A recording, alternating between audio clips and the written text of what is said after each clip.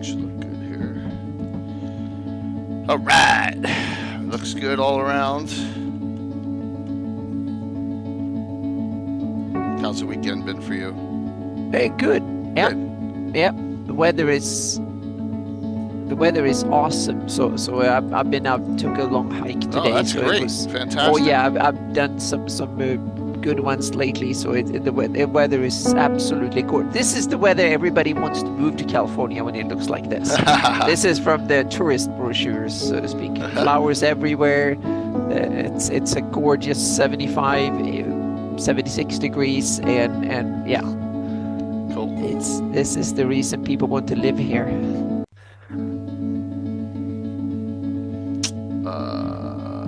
What button am I supposed to hit now? This one. Uh-oh. That's all right.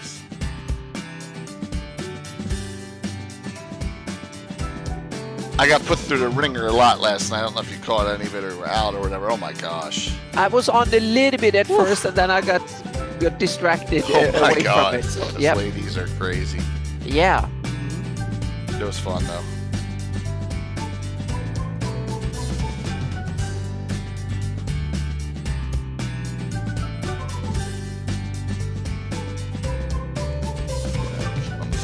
Will.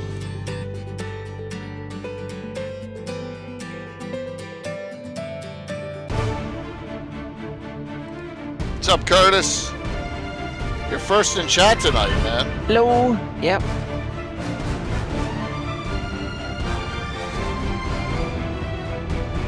I don't know what kind of audience we'll get on Easter evening. Yes, Jeff, you're second. Nice, yeah. We finished up here. Let's see. Yeah, let's see what we got.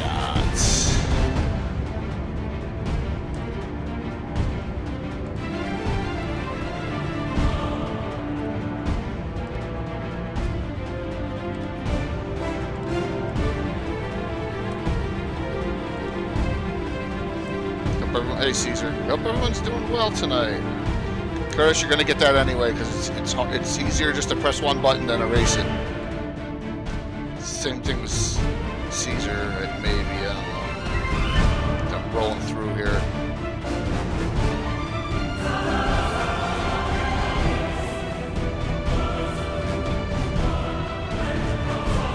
That's all right. You get called. You gotta do what you gotta do, man. Trust me, I had to do what I had to do last night. You understand. Oh my.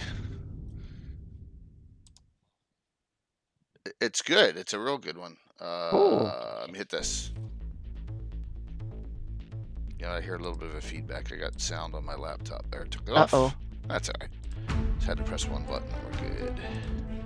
We're good now. So yeah, fun times.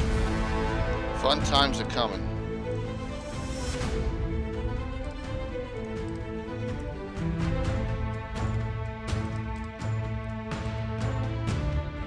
Yeah, it sounds like it's good weather there too. Yep, it can't be any better. We have 75 degrees and gorgeous California Nice. sun, blue skies, and no wind. So yeah, spring is here too. It's fantastic. Awesome. It's been awesome all week, and it looking like it's going to be for foreseeable future. So it's awesome, and flowers everywhere. So I've been out hiking some extra and just That's cool. enjoying it. Yep.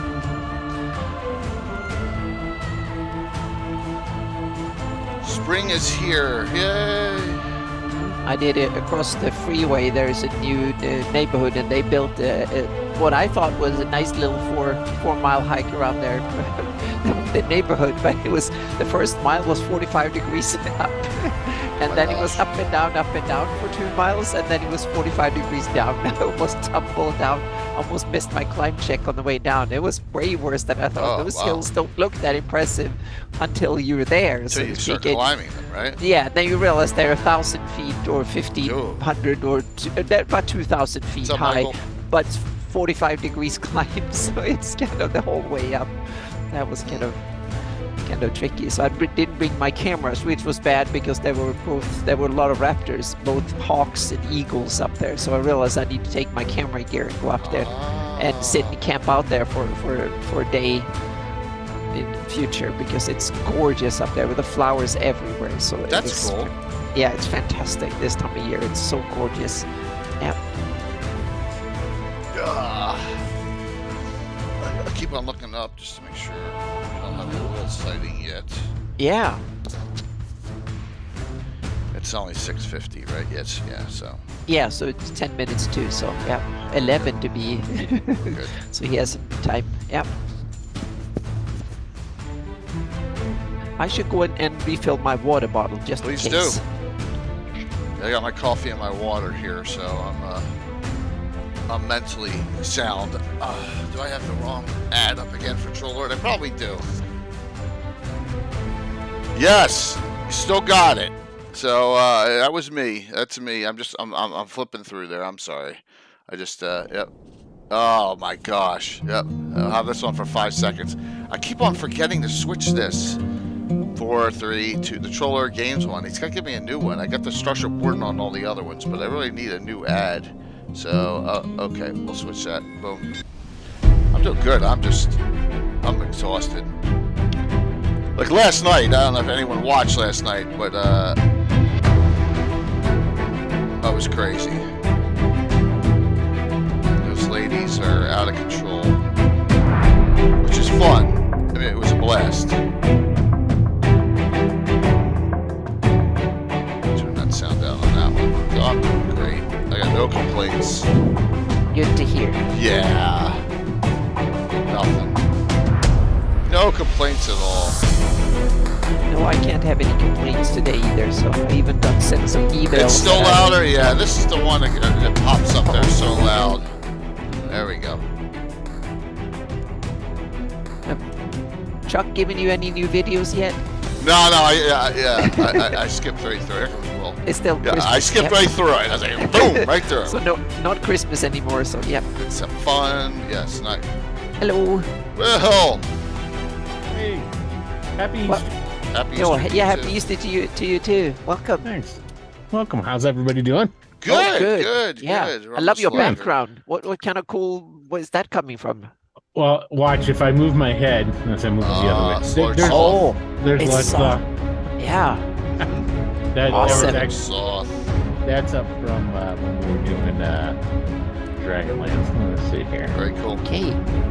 Yeah. I've got better stuff though. Oh, that's good enough. Definitely good enough. Yeah, there's usually I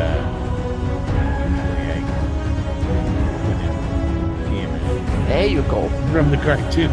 Yeah. There it is. So, how's everybody doing? Good. Yeah. Good. Just a little burnt out. I mean, I know you were on a little bit last night, right? But gosh, they're tough I to was on for a while. Oh my gosh, Patrick Tempest. Thank you. Oh my God, that was great. Yeah, I did that, and then I had to go, and I was working on stuff, so I was just. It's all good. in the background. Yeah. Lurking is always nice. Lurking is always encouraged and welcomed, of course. Hey, Alex.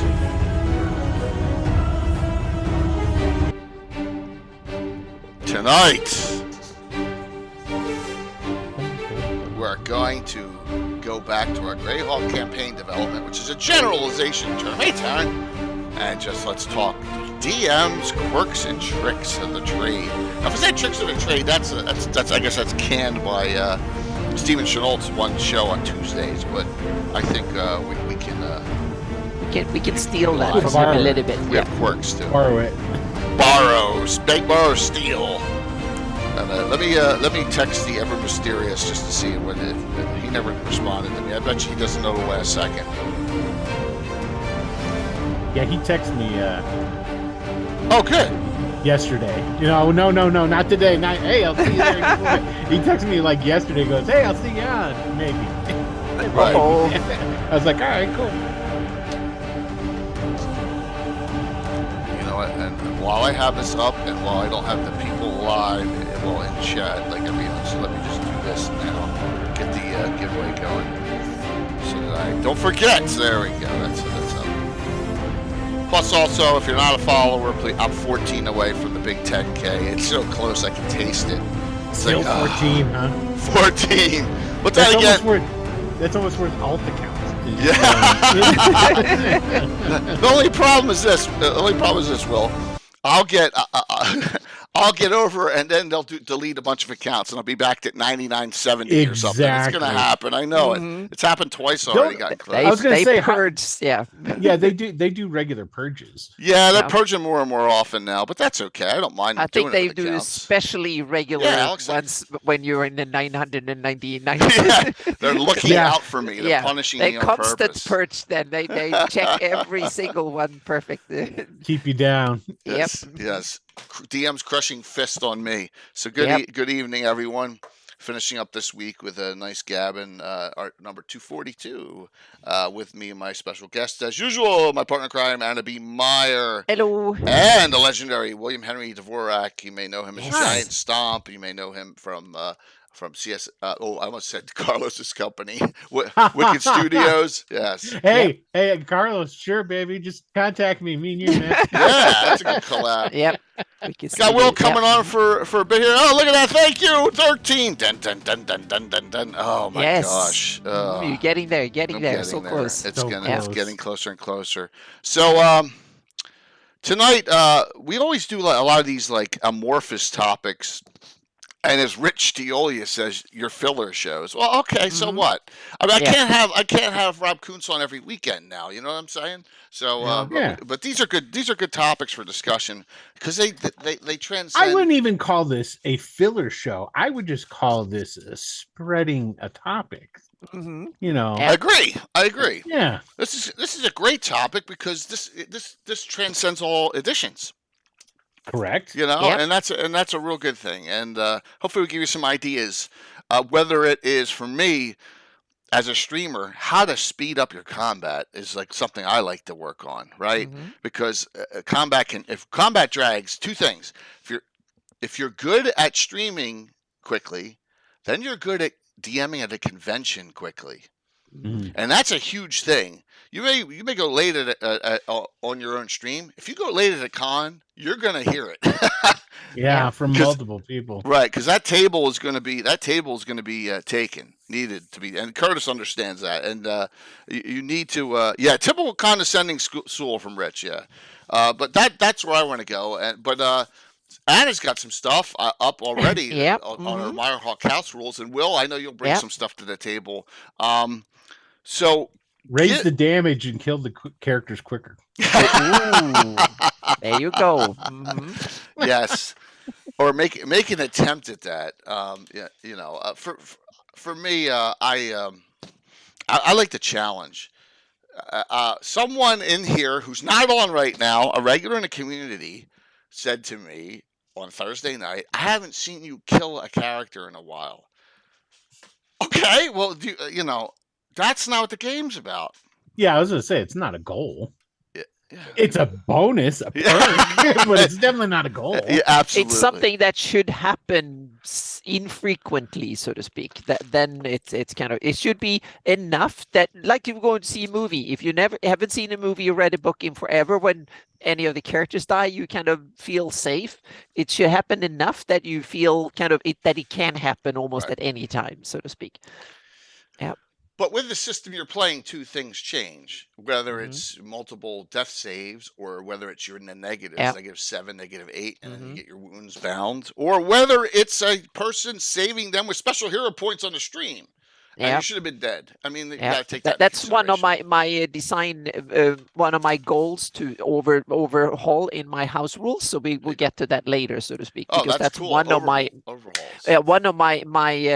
points. I don't think I stayed away from it in the article because I want to have a separate article when I discuss that, because that's one of the problems I have with most editions of D&D. But that's a separate thing depending on your play style, if there is a problem or not, so to speak. It might be a feature you want, or it might be a problem. So that's a separate, a special topic in itself. That's kind of that's table specific. Exactly. And this, I think, is a good caveat to take early on. Almost all of this is depending on what type of game you want to run, what type of stories you want to run, and how you want to run your game, and how you want to tell your stories, and how you want the players to interact, what emphasis you put on the rules or not. That should all kind of play into what type of rules you want, and the type of rules and tools that you need, so to speak. So the needs for the meaning the way I look at the rules, they are one of the major tools that you need in order to facilitate the game. And because we play differently, it means we need different rules to do different things for us, so to speak. So you should emphasize the things and have rules for things that you need to have rules for, and then skip the rest. And those needs differ from game group to game group, so to speak. Yep. And I think that's important to see. And it might also differ throughout your career. Meaning, now I've played for 40 years, and I realized that my needs today in a rule system is vastly different. It was 30 years ago when I only played for 10 years. Now I have a different need for different rules, and I think that's something. But I also think that as a DM and also as a player, but especially as a DM, when you run, you need to figure out what tools do you want to use and do you need. And some DMs are aware of it, and some DMs just use the standard rules whether they are good or not, for them, so to speak. So before I ask this of Will, I just want to throw a little caveat in there. I got some unbelievable announcements coming, so you got to sit tight. Yep. Oh, yeah. Yes. Yep. Some great stuff coming, a lot of it coming off of Gary Con, but yeah, we got some cool things coming up. Yep. So, Will, what was your what would you like the audience or yourself main takeaway from this discussion? What would you like, to the main takeaway? Yeah, the main concept or the main thought, just to provoke thought, maybe. No, definitely not. I think basically, if I were to say one thing, is get in contact with yourself and what you like in your role playing, and seek that out. Don't be afraid of going and finding that, because that's one of the biggest, I think, overlooked things I see in all of these, because DM stuff is a dime a dozen as far as how to do it better, right? You can go everywhere. There's videos on it and all that different stuff. And I've been on a number, and I've watched a billion of them. And one thing that they tend to overlook is the fact that if you're not having fun, that's okay not to do it that way. Yeah. And then find other people that want to do it the way you like to do it. Yep. There's an awful lot of, well, you can do it this way so that everybody's happy. You can do it that way so everybody's happy. Sometimes it doesn't work. And you got to be able to go, well, this is a deal breaker for me, and this isn't a deal breaker for me. So what are you willing to give, and what's I have to have it this way, or I can't do it? I'm going to ask an arrogant question from that. And I don't mean this wrong. Does this your concept the way does that more occur in later editions, or can it occur in any edition more? Like that. Do you mean is like the player experience wise, or are you talking about in the older the edition? The older the edition with the older, more experienced players. Yeah, I guess that's the cause and effect. Generally, I think that different players come to the big thing with 5th edition players. 5th edition players are brand spanking new, and they've learned D&D in a certain way. So they're coming at it from a completely different perspective. True. And the perspective that they've been spoon-fed by a lot of people is a bunch of, present company excluded, subpar podcasts and streams. And I'll say one that, penultimate stream. Right. Yeah. Right. But I mean, let's put it this way. It's like, how many D&D campaigns have you flipped on and watched, and it's a bunch of canned laughter and pushing jokes? And I mean, I'll throw up the next time I hear that it is a bunch of players that are all Let's see, they're all improv actors and comedians. I don't want to see that. I want to see that. I want to see some people playing D&D. Now, humor generally comes out of that regardless, you know. Yep. So this is what people who are coming up or coming into the hobby now. This is their doorway into it, is through these, and they think that this is the way it's supposed to be.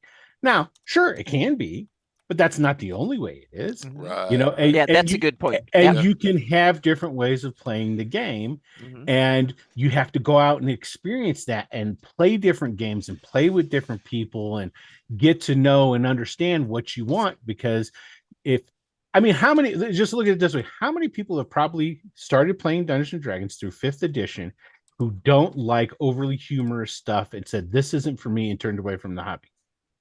I'm sure there are some people who I'm who've sure done there that are. after a while. Oh yeah, I'm sure there are. And how many people were there probably back in the day that started playing? It's like, wow, this is a little bit too hardcore for me.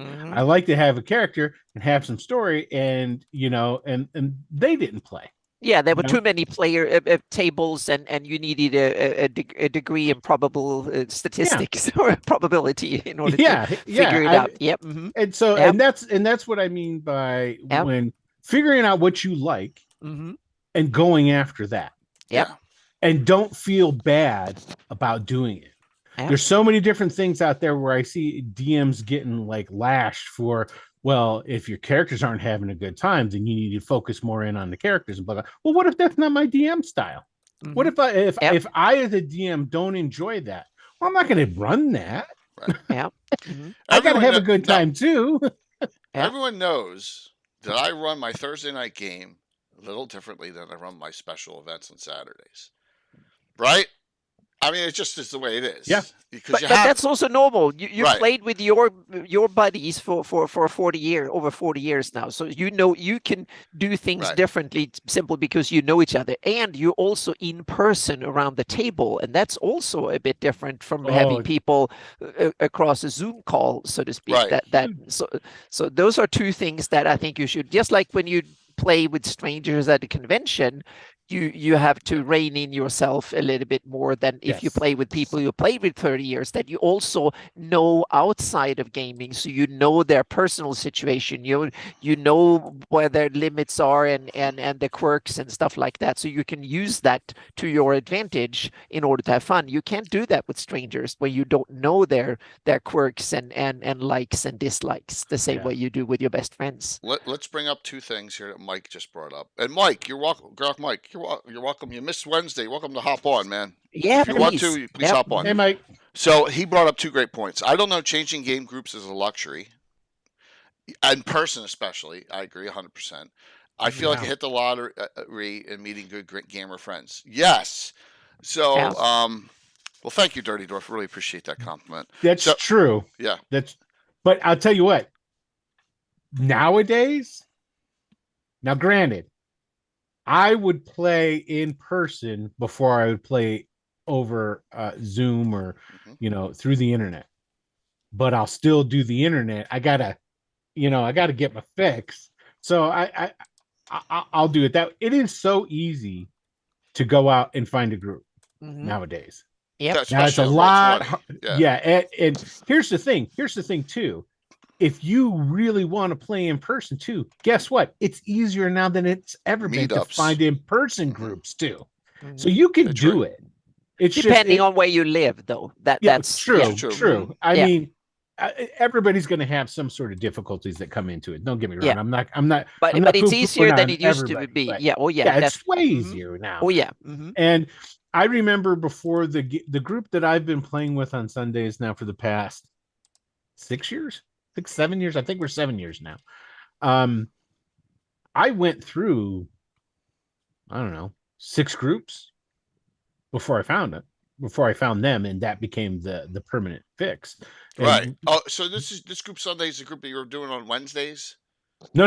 The Wednesday group was the streamers. Tony and Tony and them. Those were all guys that I used to back when I streamed. They were the streaming cast. And then after I stopped streaming, we kept playing on Wednesdays. Oh, okay. it's become extremely infrequent. It Right. seems like anymore. The Sunday game has never been aired, but that's where Adam comes from. Okay. Adam came from the Sunday Got it. Got it. Okay. So yeah, Nice. but Are you DM for that group? Or are you playing that group on Sunday? no. Surprisingly, you know what? I don't really DM hardly that much at all Wow. anymore. I speaking of next Wednesday, I'm going to be DMing Mothership, which is sci-fi horror. Cool. I'm going to start doing that. That's the first time I've DM'd now since, man, it's been a while, and I definitely got the itch. You played in Greyhawk Con, right? You didn't DM. I played in that. I ran there. Mm-hmm. Oh my god! And the fundraiser, the fundraiser. The fun, Yeah. and that's the thing. It's like Yeah. I would have to say, since I quit streaming, I ran I don't know, about six months after I quit streaming, because I haven't streamed now for what, 3 years? Has it been 2 that years. long? It's been at least No. 2 years, I would think. It's gotta be right? 2. Yeah, the time's not flown by. Maybe that it's much. 2. I don't know. Well, the Dragonlance campaign, I think, just hit 3 years. Yeah. But And there was some crossover though then. Yeah. Yeah. I just play that. I don't even pay attention when I play, really. Hopefully But, Adam's not watching. So. No, I hope he's watching. Oh my gosh. That's awesome. No, but yeah, so I'm definitely to the point where I got to get something regular going again, and it's been a matter of my other groups fell apart, really. And so Yeah. I have my Sunday group that I play with, but I'm not the DM there. Right. So now it's a matter of putting together. I've actually, to tell you the truth, what I've been thinking about is like maybe going through and beating the bush over on Cannon Fire and through the community and getting some people together. That's what I've been thinking about doing. Well, I know for a fact. Stuff. I know for a fact Curtis has joined Rich's game. That's happening a lot over there. People are joining, with certain games. I talked with Rich for a while. It was that was a while ago about playing. Yeah, about playing with him, and then but I was still had a full boat, a full schedule. So, but yeah. So I'm definitely going to start running something again here very soon. So. Very cool. So as far as and this conversation can go from the player's aspect too. If you're in chat and you're not a DM and you're a player, please feel free to chime up on something that we comment about. Right? I see no issue with that at all. We want input on this. When it's been an evolution for me. And I appreciate the compliments in chat, but yeah, I've had to figure out how to adapt my play style to my Thursday night group, to all my special events groups, especially even between the Ed Greenwood group and the group with the Slav lady and the ladies group, as you could see last night. Oh my gosh! And then cons, another whole thing. Having people you don't even know at all. So I've had to make that, and I think that's helped overall as a DM. And I know a lot of you out there as a DM, GM have been running in cons. More and more of you are, which is fantastic now with the community. You will agree with that it's in the long run it helps you as a DM. DMing at cons with people, getting the fear factor, getting past that. So yeah. Anna, what about your thoughts on what Will brought up here?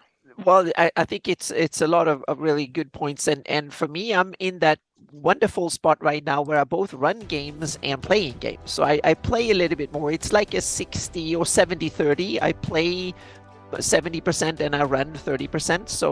So I run games at least every 2 weeks.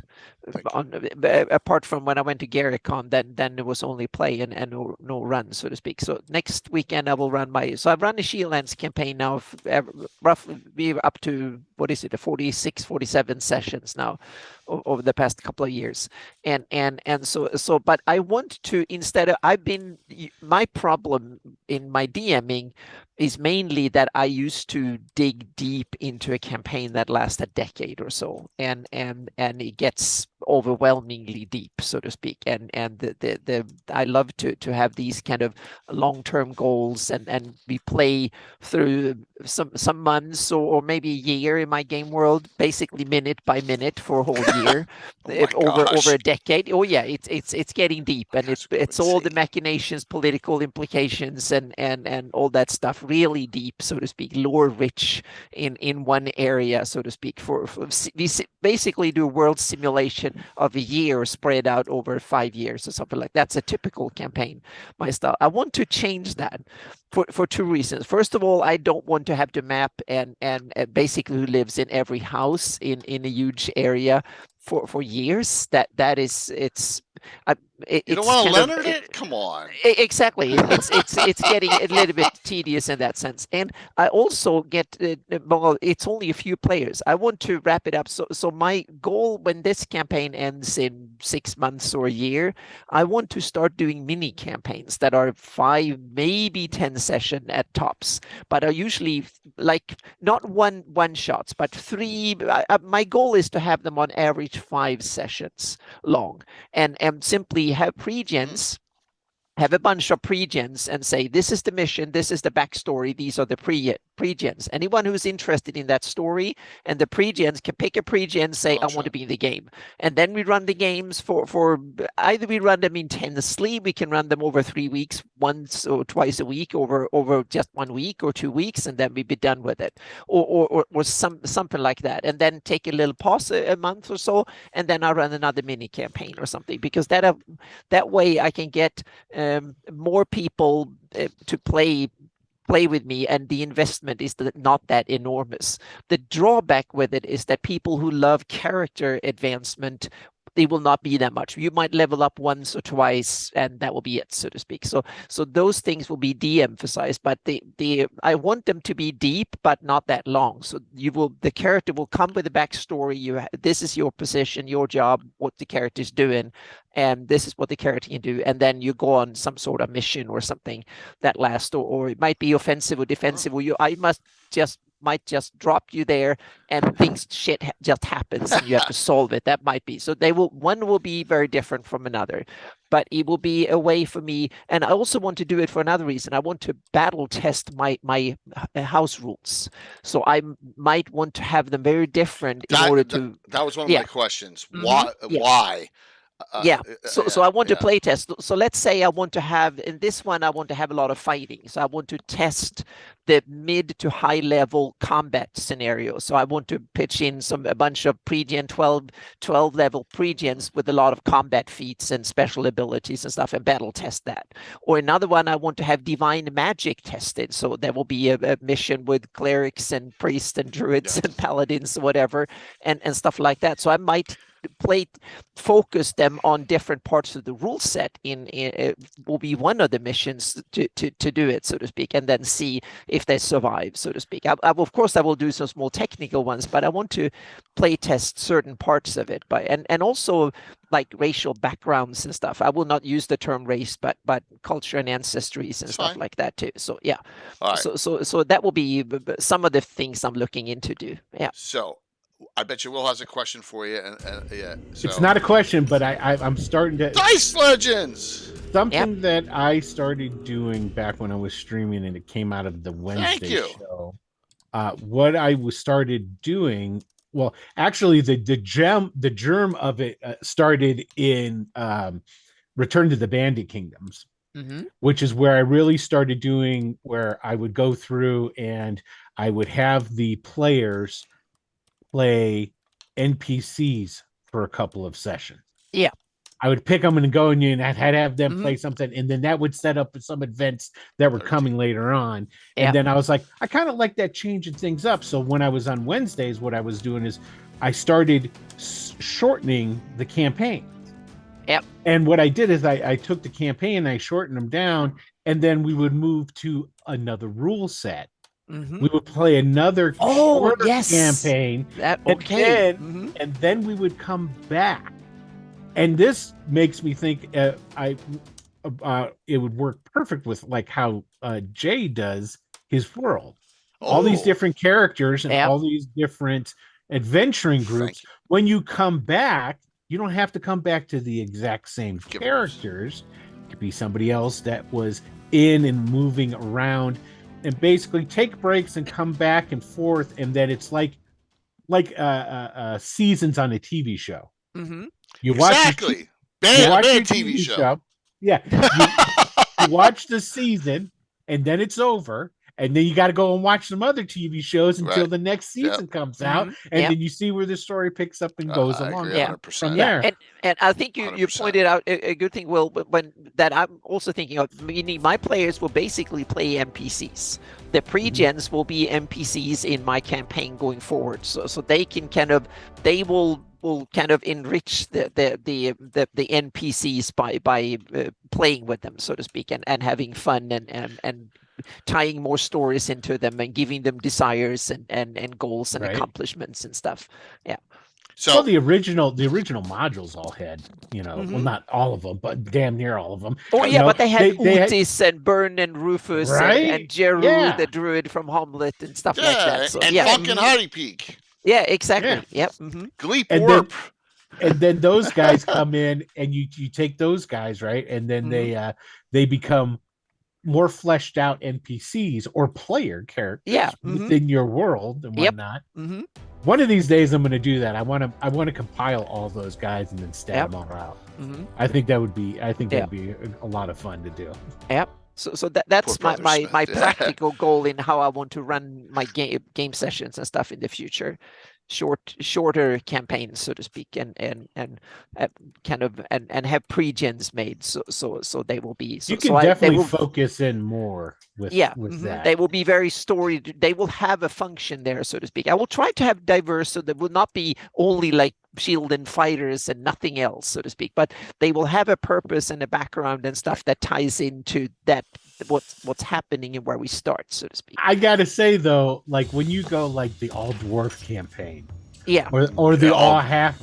Oh yeah, that would halfling definitely. campaign. Those are so much fun though. Oh yeah, I'm thinking about an all elven campaign as Yeah. my next campaign. That will be kind of I haven't run one in 25 years, so I think it's time halflings would be better. I'm pushing for halflings. So but I haven't figured out what I want to do with halflings yet. last night's group, they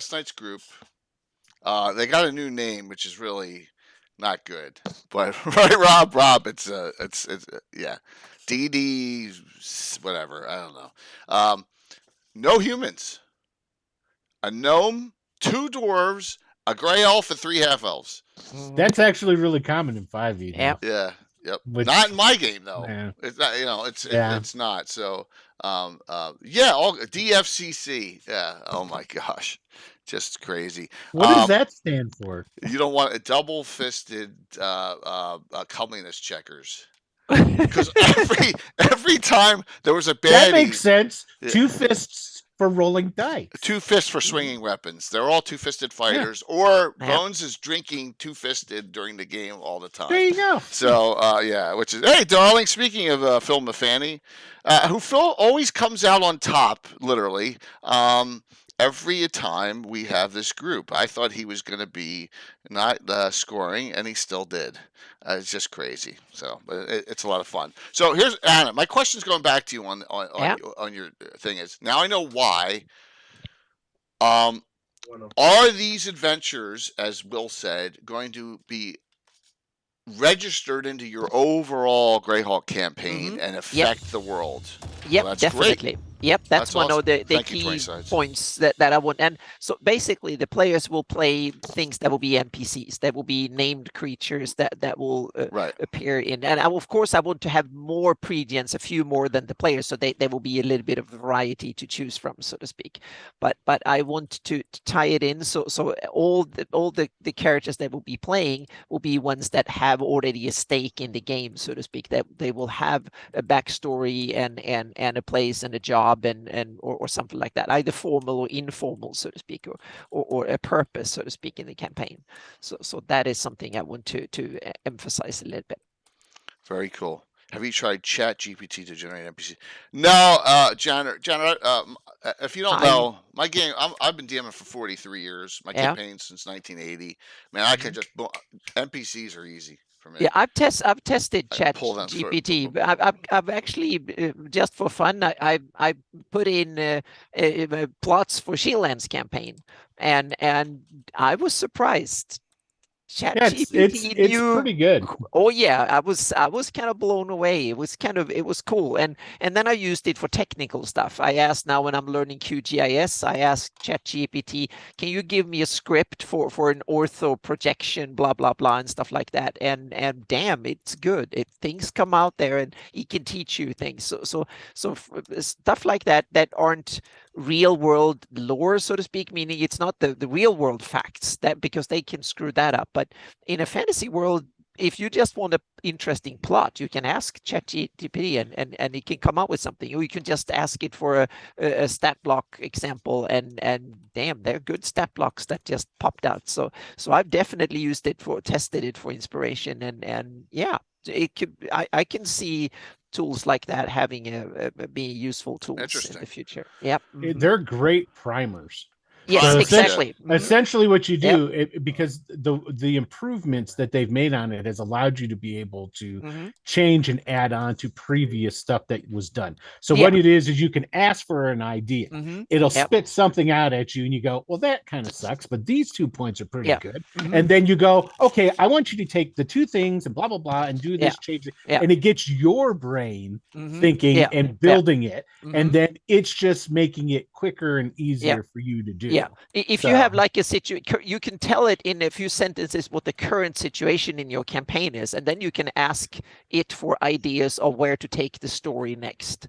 That is something is that ChatGPT will be awesome. It could spit out a dozen variants for you to consider, so to speak, and then you pick the best one. That's something that I think the AI could be really, really good at, because it probably knows almost every adventure ever written that has been on the internet. So it has a lot of examples. Every fairy tale story and fantasy story ever written, it has that to start with, so to speak. So it's kind of it's kind of amazing in that sense. So amazing tool. Yeah, exactly. Tool. Yes. He can't do it a final one for you, but he can do a lot of good. You can, for instance, if you say, what would this person have in its pockets in a D&D, whatever, you can, that he will spit out that in a heartbeat, so to speak. Thanks, Tino. Yeah. Hope everyone's enjoying the Easter holiday weekend, whatever you celebrate. Hope everyone's enjoying the weekend. Yep. Go ahead, Will. I'm sorry. I was going to say the one DM that I'm playing with on Tuesdays, I started playing with somebody I haven't played, Jay Hafner. I started playing with him. Really? Cool. Yeah, I've known Jay for like 20 years. Awesome. And he's got, like, he goes and he says you can ask it to do stuff, and it's got these safety measures that are involved. So like you can say, hey, explain to me about a killing, and it goes, sorry, we can't do that. That's not allowed. And he goes, you just have to remember, anything you ask it to do, you have to put it at the end of it in a role-playing game. Right. And then it'll tell you anything you want. Yep. Cool. So, Will, I appreciate you referring to the way the crossover, the campaign crossover, and I'm going to say, here's my first trick, and then let's each of us give the audience a trick or quirk of ours that we think would be helpful. How's that sound? Sure. Good?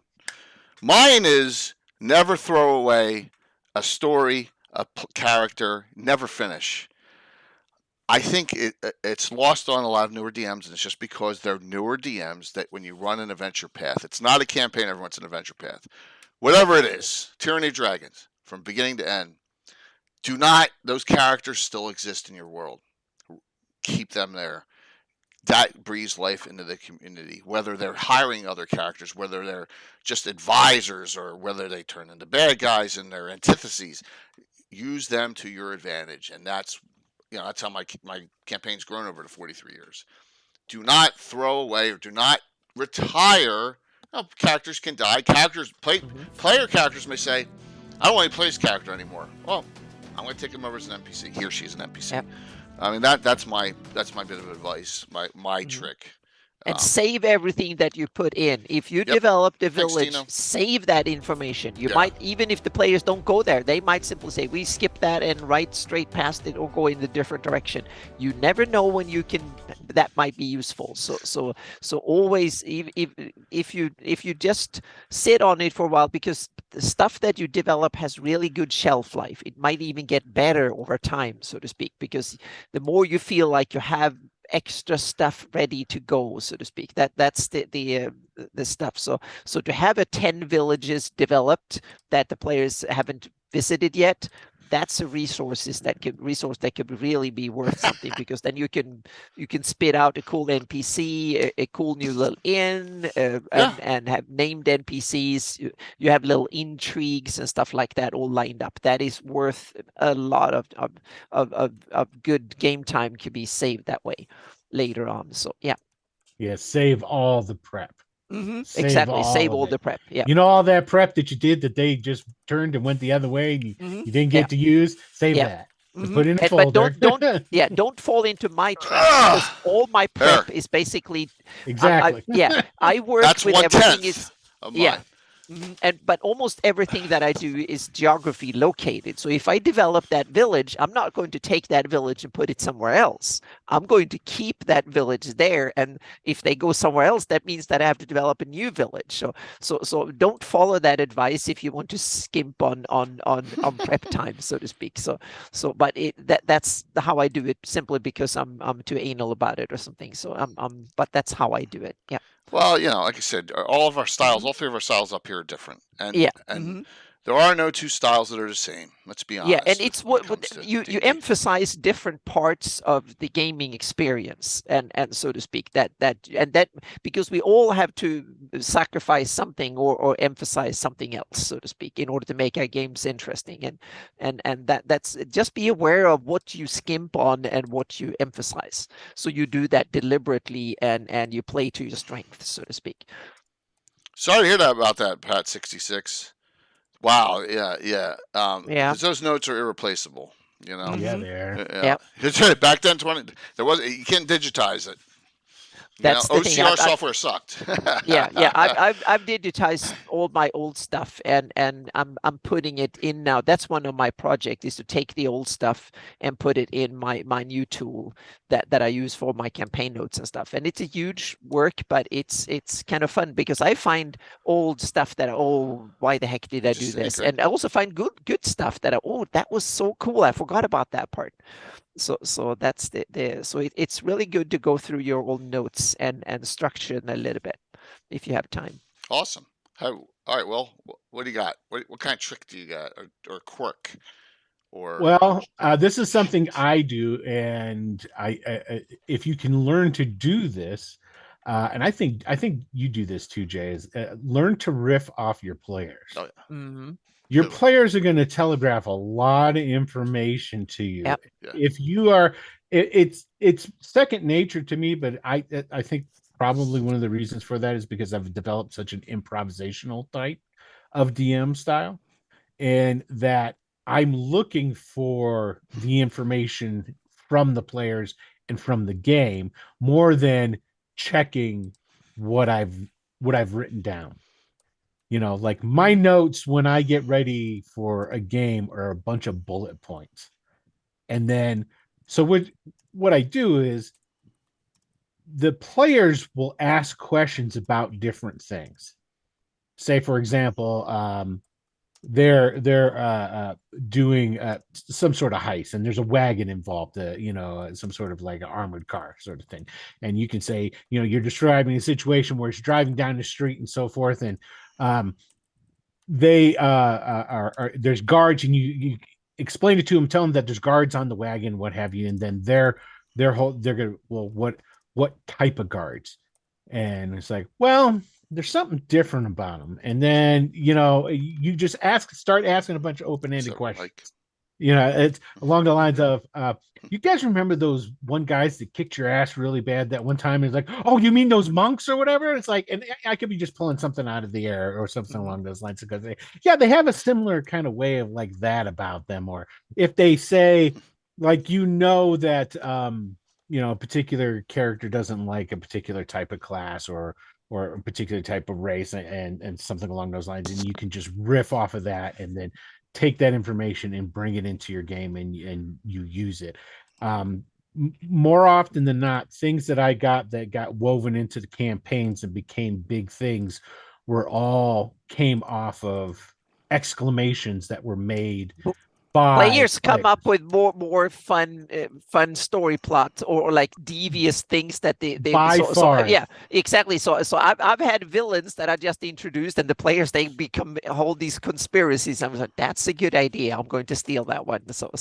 But don't turn it back on the players immediately, because then they realize your game. Wait with that one, so the players 10 sessions later, damn, right. I saw that, I was right, so to speak. And then afterwards, long afterwards, you can say, I took that idea, I thought the idea was so good, so to speak. So don't tell the players that, let the players live in suspense, so to speak. Yeah.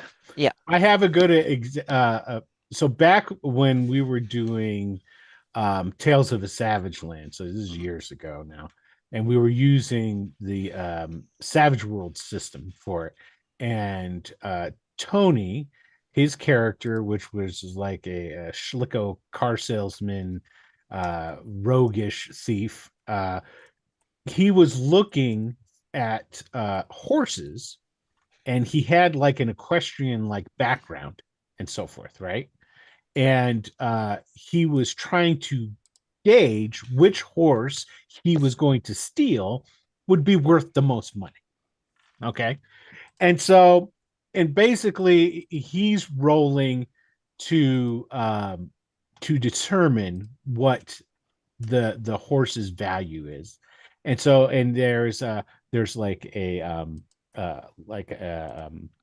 target number that he's got to roll, that he's got to get to do it. And so in Savage Worlds, they have exploding dice.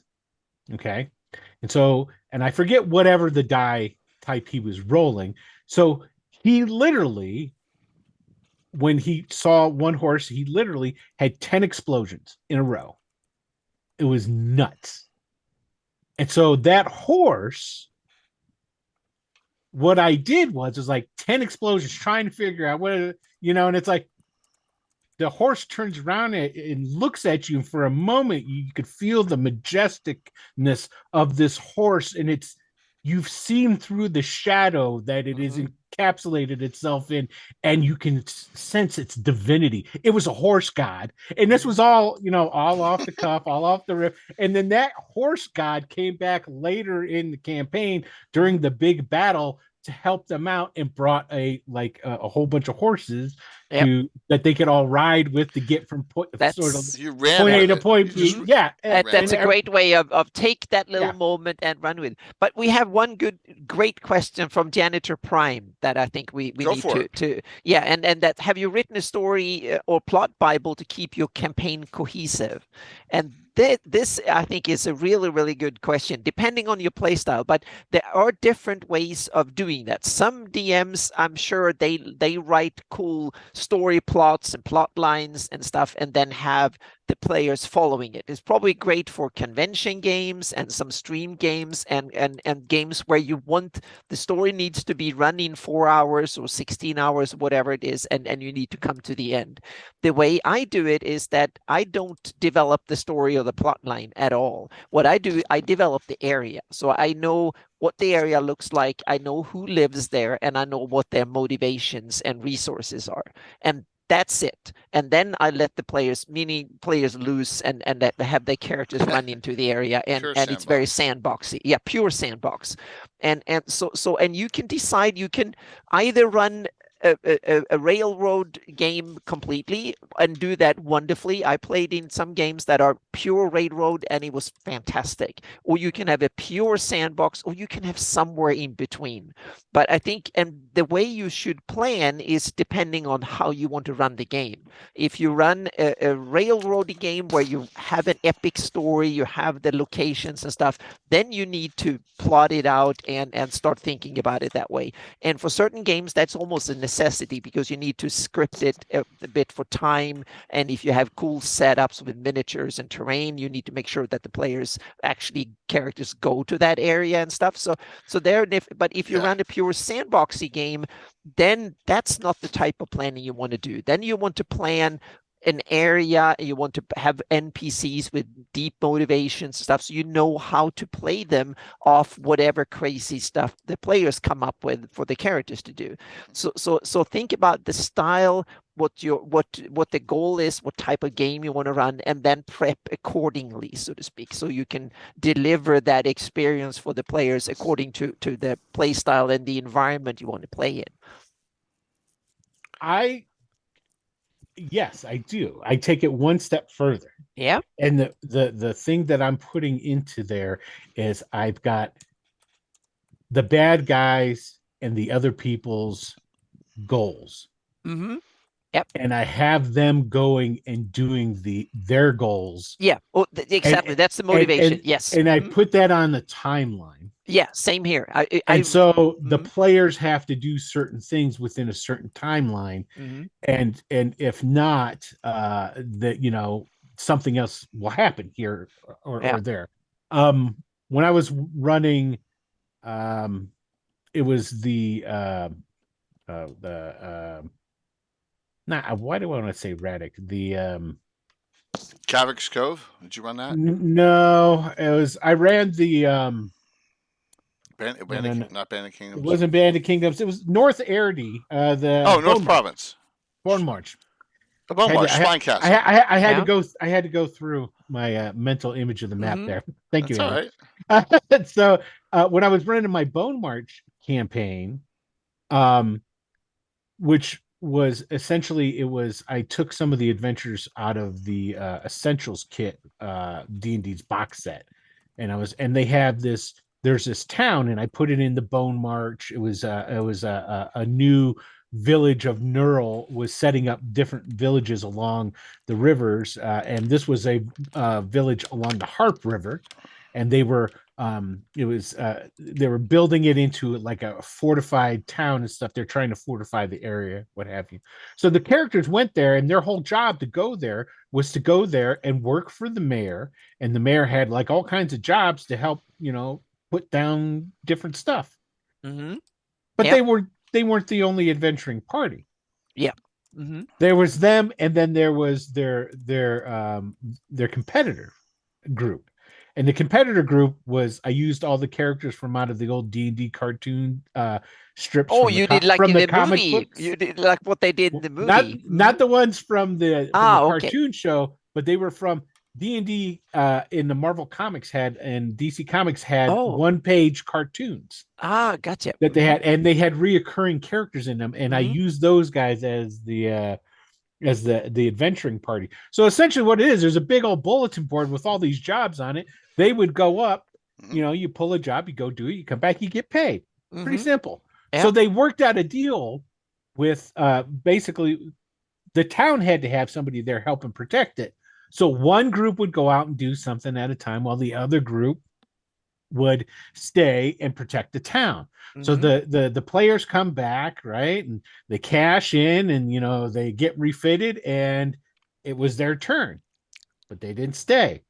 So they left again. They went to the board, they grabbed a thing, they left. Yep. Town was left undefended. Now there is a random chart that you rolled, and there's a young dragon that's involved in this. And you roll to see where the dragon pops up, and it could pop up at the town. Oh, that's awesome. Well, guess what? Guess when the dragon popped up? When they weren't there.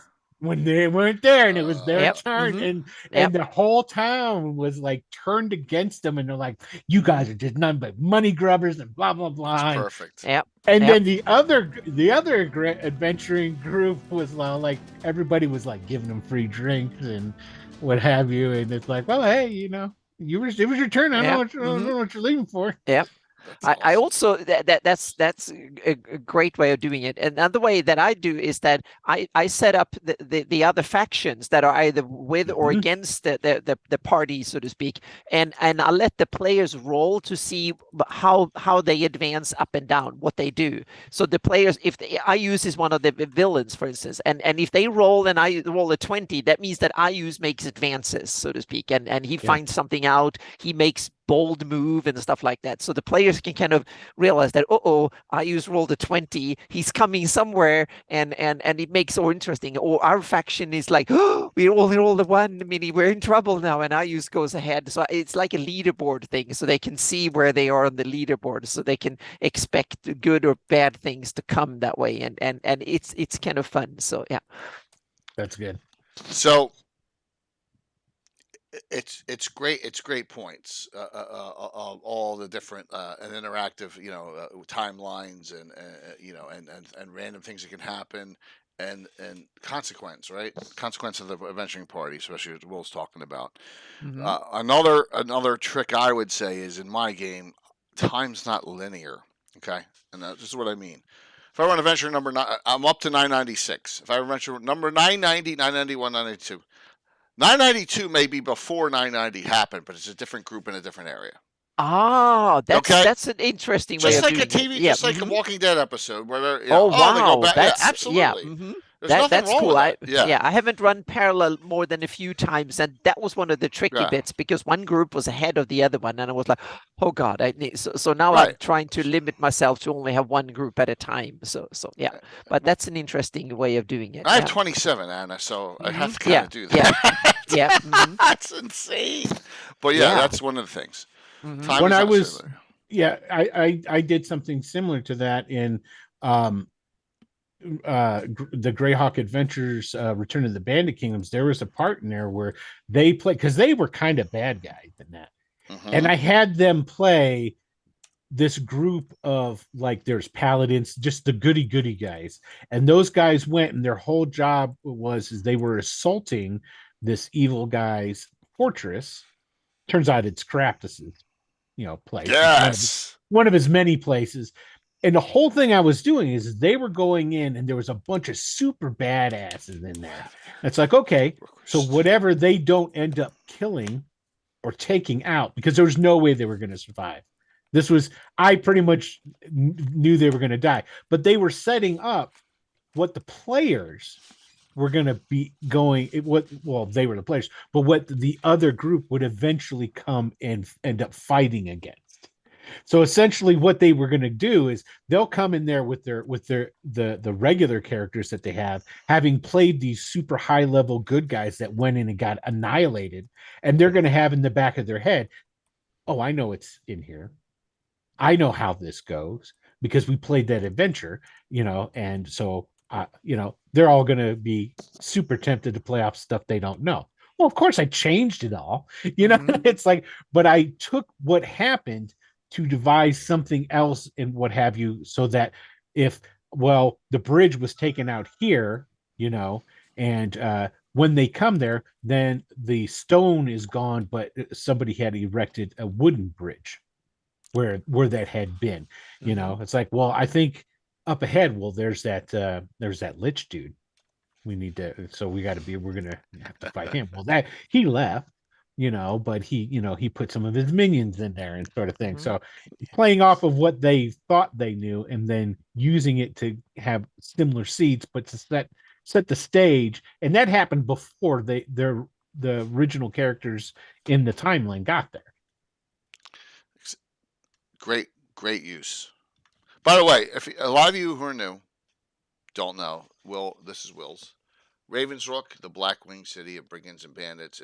It's actually Rook. We can say it. It's a city in Greyhawk, just stripped out. It says it's inspired by, because I can say that it's inspired by Rook Roost. Yes, from the Bandit Kingdom. There you go. So Bill, if you want to give away a PDF, you can. We're gonna do that. We're gonna add that in. So there you go. So you'll have that as an option. We have the Classic D&D reprint giveaway, and we have a Rook Roost PDF tonight. Awesome. So, hey, Bill, good to see you. Bill and Master Crafter's on, everyone. I'll drop a link Yep, please do. for self-promotion. Yeah, please, of Awesome. course. Yeah, Yep. absolutely. Absolutely. I'm playing with time in another way in my campaign. I mentioned this before, and I did. So they're up against Dragotha. Is she's now a Draco Demilich, and she's playing with them in. So when they fall asleep, they have to make a saving throw, or they will end up in her dream plane, so to speak. So she's presenting her world and what she wants to do with things when they're asleep, so to speak, and they haven't figured out that it was funny. When I ran it, I thought they would figure it out quickly. We actually ran 3 sessions before they figured out that it was, and I'm not going to say, but now they might be in trouble again, so to speak. That's awesome. So it's kind of, and that gosh. gives me a chance because she is basically now a Demilich. So she's stuck in her lair and she hasn't experienced the outside world in person for quite some time. But and she's also now kind of old and very angry and whatnot. So she wants to relive things that happened 1,000 years ago when she was young and wanted to rule the world. And she wants to present her world and thinking that if I'm just going to try and make it happen big enough and draw enough people into it, it might happen, kind of thing. So the characters are now part of it, so to speak. But there is also, now this is a spoiler, so I hope not too many of my players know this, but it's also a way to let them get to know her before they might have to face her, so to speak. Yeah. And that is, it's a way for me to introduce the monster in a way for the players to get a feel of her before it gets real, so to speak. So it's kind great of foreboding too. Yeah, exactly. Yeah, because it's her version of the world, so it's all twisted and super evil, and she can things get. But I try to present it as a way of it's actually coherent, so to speak, and it's also an awesome way to dig into lore that is 500, 600, 900, 1,000 years old. So they met Warduke before he became. Or when he became a hierarch of the Horn Society and stuff back in the day, and others, they met they met an aspect of Zuktmoy that was active long before back then, so to speak. So they actually interacted with that back in her dream world because that was with Dragotha, and there's a whole bunch of stuff. So now I can present them with the history of the area in dream form, so to speak, and let them interact with it and get to see.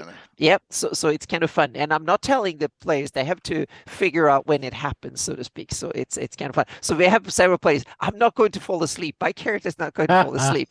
So it's kind of it's interesting. So there are cool ways. So when you use illusions and stuff like that, don't always give the players a saving throw. Don't say that, oh, you roll a save to see if you just go along with it. And if the players accept it, that means that they accept the illusion or the whatever the stuff is. And then when the players question it, then you simply say, do you spend an action to because they need to sacrifice attention in order to figure it out. And they say, no, I'm going to stand here in the middle of combat now for an action and try to disbelieve things. That's how the way I usually run illusions and stuff like that. Wrong button. Wrong button, wrong button, wrong button. See? Everybody drink. LJ, you caused me to do that wrong button. That was awesome. Mm-hmm. That reminds me of another tip that I have. Let's go for it. So this is a lot more prevalent in later editions. And the reason it is more prevalent in later editions is because there's more rules. Mm-hmm. And people are more common when there are rules. You do what? You play by the rules. Mm-hmm. Right. So you see this a lot. It's like characters are going somewhere, something, and then what does the DM say? It says, give me a perception check. Okay. And I'm sitting here and I'm watching it as it unfolds, and I go, why? Just tell them what they see. Mm-hmm. If it's part of the story or it's part of the plot, you want it to go along, just ixnay with that. I can understand there's exceptions to everything, What if the player that's their character that is in the situation is got an like, because perception is derived from wisdom in fifth edition. I think it was in third as well. Yeah. Probably in fourth as well. So what if they have an abysmal one? Maybe then you would say something along the lines, "We'll have that person make a roll." But even then, you don't do that. So what you do is, like, say for example, if you've got an ambush that happened on the road and there's the carriage that's there, and there's something you want the PCs to see that's over in the forest, which is somebody that was in the carriage that was wounded. You don't have them roll for perception check to see the blood trail that's going from the carriage off into the woods. You have them roll for perception check if somebody tried to cover that blood trail up with dirt, maybe. Right. But even then, if you want them to find that person, rolling shouldn't be in the repertoire. Explain it to them. Just explain it to them. There's this need and overuse of useless die rolling. Right. Which, like, with something you were talking about, Jay, with speeding up the game. You want to speed up the game? Take out some of the rolls.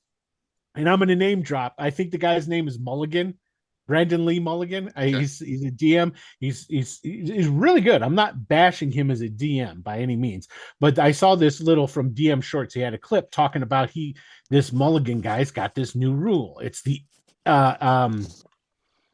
efficiency, but a roll to put the importance on something. And the example they give is the guy takes his axe and he sticks it in the monster's mouth. Does it keep the monster's mouth open so they can't bite him? Or does he smash it and he comes to get him? Roll 2d20s, and then you compare the distance between both of them from 10 and all this different stuff. Like, why are you going through all those rolls, man?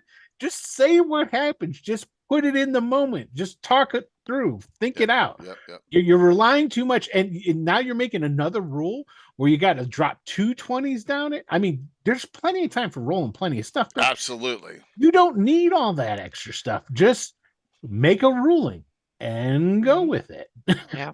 And, And now when we talk about perception checks, before I was crazy about having hidden checks, meaning I rolled them as a DM.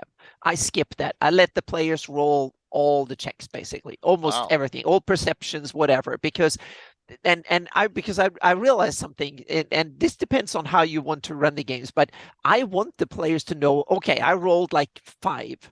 And that means that there might be all sorts of crazy things out there to kill me. So you actually enhance the game by giving the player information on meaning I rolled bad in stealth or I rolled really well in stealth, because that means that they might be brave when they roll well, but they also might be like, oh damn, I rolled really low. So you can use it in order to it will be a mood setter, so to speak. So I advise against, don't skip it. And that's the other thing. I want the players to roll more rolls. I want the players to have more of the action to do more, and me as a DM to do less. Because as a DM, you have so much on your plate anyway. So one of the rules that I presented in my article, my blog post the other day, was that I want to shift some of the workload onto the player, and I think in a good way. And that is, instead of me rolling attack rolls for the monsters, I want the players to roll defensive rolls for characters.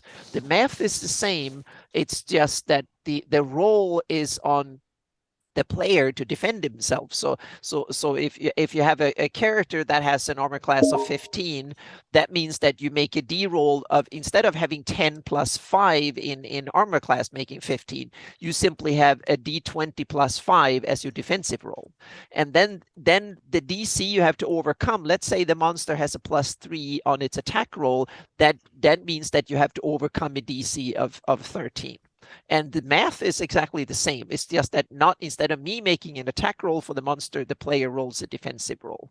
And that way I shift the burden. So I need to do less die rolls, and the player, it's the same amount of die rolls, but I think it's more fun for the player to get engaged when the monster attacks, rather than me just informing that the monster do this. And it will be obvious. The monster, if the defensive roll is 1, that means that the monster is doing a critical attack. attack.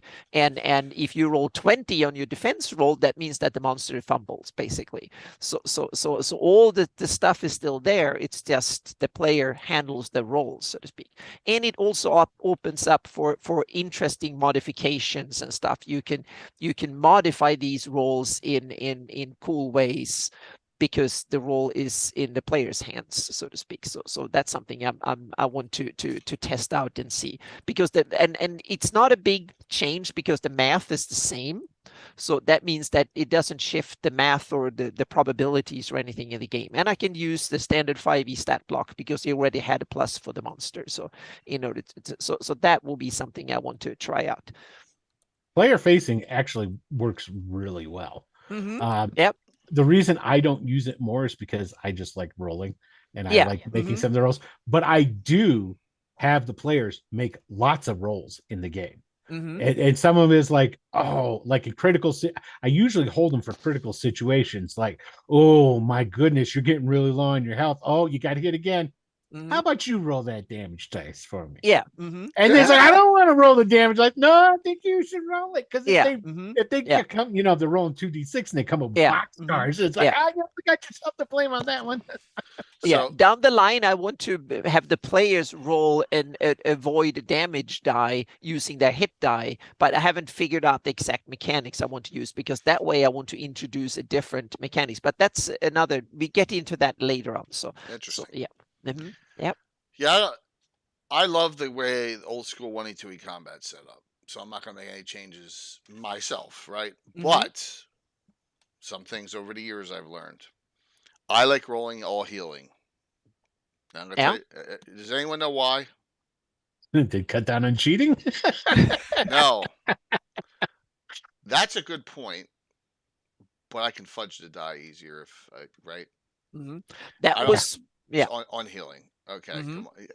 Yeah, Curly wounds. That was one 6, of the stuff I wanted. Notice. Yeah. That was one of the reasons I wanted the players to roll the defense roll, because then I don't need to fudge it. They will be their own doom, so to speak. So once again, I'm talking in streams. Every game, all my games are streamed except for cons, right?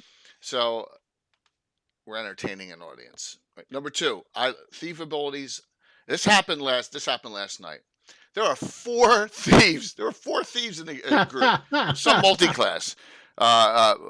Phantom has a dwarf fighter thief. Filma Fanny, Darling's character, is a gnome illusionist thief. Bones' character Onweir's a straight half-elf thief. And then Myriad's playing a half-elf witch thief. And by the way, that's still in playtest, that class. So I'm playtesting it I'm still playtesting that during a live stream. So all 4 of them, all at the same time, go and hide into the big cavern at the end. And I'm like, I'm rolling behind. It's like, and 2 of them are in each direction. Odds are you're gonna bump into each other, maybe. But I said to them, I did it all behind. One of you failed. I'm not telling you which one. See, that's perfect. That's perfect. Right. So I put that little tidbit out there, and it turned out it was Voda. It was the witch thief. And that's just part of the fun. As you can see last night, I'm an instigator, and I'm laughing a lot as the evil guys and the IUZians are having at it and draining the woman in the cage and it's just, and it was fun. Thanks, Rob, and thanks. Instigating is the best. Instigating is another little trick. Yep. Throw it in there a little bit, I love DM rolling self checks. Makes it more exciting. I don't want them knowing on thieving abilities, because really you're sneaking, you're like going up for that backstab. Yeah. You just don't know. Those are the ones I like to do myself. Scotch Jeff, it's just, hey, Virtual GrowCon's coming up, man. We got some spots, right? So if you're new, yeah, beware of my help too. Yes. All right. So that's another cruel thing I do. You should know by now. All right, we'll talk about 2 things here. Let's talk about, Dale has a question. We'll get to that on critical hits and fumbles and what you think of them. The other question is the hero point system that I've enacted, which I think works really great it makes the audience interactive into the game, and it's easy for me. I know a lot of people have this amount turn in, this amount turn in, this. I want points. That's it, and then they can utilize them. Because I can't keep track of it all. So where was I going with that? Holy shit! But I think it's great for streaming. For streaming that you have interact with the audience. That's awesome. Yeah. Yeah. See, look at that. You try to be yes. Yep. Exactly. So by now you should know, if you're in a special game, that I'm going to try and make you suck. I'm going to try and suck out your special hero points as much as possible. So I'm going to say, hey, do you want to add one to that? And then do it. Boom, boom, boom, boom. You know, that's part of the fun of the interaction with the audience. So be interactive is what I recommend. Even at a con, be interactive. Go ahead, Anna. I was going to say, want to introduce, I'm going to introduce, I've started a little bit with when you roll a fumble either in combat or in some situation where it's kind of, it's an important skill check, or you're under danger, or doing some important research or something. If you fumble, you get experience points. So you get experience points, or you get like a point, and I haven't decided what to do, but you get a point, and you can use the point either like you'd use your special point. You can either say that I want a plus on the die roll before, or I want to re-roll after the roll, or I can save it for XP, or I can give it away to someone else. Those are the things you can do. So at the end of the session, or when you basically want to have a long rest, then you can cash in the points you got and get XP for them if you haven't used them up. So that way, I want to turn, if you have really bad luck with dice and fumble around, you get XP for it, and I also think it's motivated, because then the character really you learn from your mistakes more than from your successes. So I want to turn really bad rollers like myself. I have very bad die rolling habits some days, really cold dice, that you can turn that into your advantage, literally, so to speak. So I kind of like that idea to do that. How much time do you have? I'm good. I can go right up to 7. Oh, great. Okay, 7 Mountain Time. Okay, cool. Just want to make sure. I'm sorry. Yeah. I loved, and I've had this in I use it as house rules a lot. Back in the day, Pendragons fail for advancement. So essentially, now Pendragon was skill based, and if you roll and failed, you got to put a check next to it. And then when it was over and it came time to see if you go up, well, you have to have that check. Yep. If you don't have that check, there's no advancement that happens. So it also encouraged people to again, this was skill based, to use multiple skills instead of just, well, all I did was swing my sword all, so it got them to diversify what they were doing and what have you. But I love meta currency within a role-playing game. I love hero points. I call mine fate points. Okay. And I use them for essentially, I use them for allowing for rerolls. I allow them for allowing to do force rerolls on other people, and it's a currency. But I also allow them for buying down damage and what have you. And one of the reasons I do this is because of the fact that I like stuff to be deadly, and like in my home campaign, my damage is exploding. So if the damage die that you have is a D8, you roll a D8, you roll another one. Happens again, you roll another one. Theoretically, I want it to be. So cascading on the old arquebus rules, where I want to master crit weapons. Yeah, I wanted to. I love the fact that any weapon can kill pretty much anybody if fate decides that's how it's going to be. Now, here's the thing. That's where those fate points come in. If you blow all your fate points doing silly stuff, and then it comes around and you don't have it, well, then I don't really have any sympathy for you when you're getting backed out, because you should always have enough just in reserve for. Mhm. Yeah, So and I'm Yep. always trying to get them to burn those hero points, and they're always like, "No, no." mhm. I'm like, "The Yeah. fight's almost over. You have 12 Mhm. still. Come on." And then, Yeah. so Yeah, and one other thing that you can do with your points that you get that way is that you can get an extra action to spend when you want to, Oh so to yeah, speak. So you I can let them. that's another one. Yeah. I let them use it on initiative. Mm-hmm. I've got a Yep. long list of different things that they can Yep. do with Yep. this Mm-hmm. Me stuff. me too. I'm putting it in and giving it to others to use is another one to give it away to That's one so thing I do is I have there's each character has a pool of them. Those that pool increases. It doesn't go anyway. I don't reset it. Your pool stays. Next oh adventure, yeah, you my get pool, more, yeah, and my oh sorry, and go ahead. then they can spend it into the group pool. If you at the Oh, beginning of at that's the a good beginning of each idea. Mm-hmm. session, you can donate some of your points and put them into the pool. The only caveat is that anything that's donated into the group pool isn't saved. It goes away at the end of the game. So if it's not spent, it's right, gone. right. Mm-hmm. So Oh yeah, Yeah. you get one person over here that blows through their stuff all the time and true. doesn't have them, and you got somebody who stocks them and like, well, I'll give a little bit. It's like, well, you just keep, and so it allows people to try and like help out their friends and stuff by Yeah. putting it into that pool. But if it's not used, then those go away. So it's just another little Ah, way of yeah. trying to bleed out what Mm-hmm. I'm giving them, sort of Yeah. thing. Yeah. I For like me, that whole transaction of it all. oh yeah, I wanted them to be able to give it to someone else who needs it, and Yeah. also, but also then if they're not using them, then they will be turned into XP, so you can kind of hoard them in order to advance faster and so on. Mhm. So yeah, and Yeah, it's that's not that great. much, but you get a few a little bit of XP. So Every little yeah, bit helps. oh yeah, like 20 of them or something, or 30 of them or something like that is a level. That's roughly where I will put it. So I haven't decided exactly how much, but you also start every session with one, so to speak, and Yes. so you have Yeah, we'll start one one to regular. spend per day, and then you can get them for a good idea. And if the player felt like, oh, a really cool, you come up with something, you do something superhero, you take an Mhm. enormous risk or something, then you get it.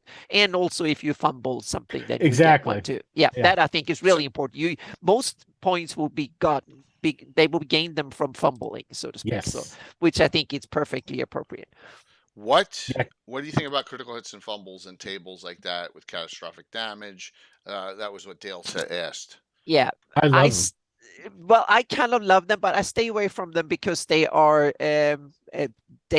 take a lot of extra time, and also Okay. I want to stay away from too granule stuff. That's one of the things I will actually degranulize the rules, so to speak. There are some little kind of niggly bits that I want to remove from combat abilities and stuff like that. I want to have a little bit less granule because I want to have a little bit more theater of the mind and a little bit less detail in the rules, just because I wanted to play a little bit faster. So there are things that I just want to generalize a little bit more, so to speak.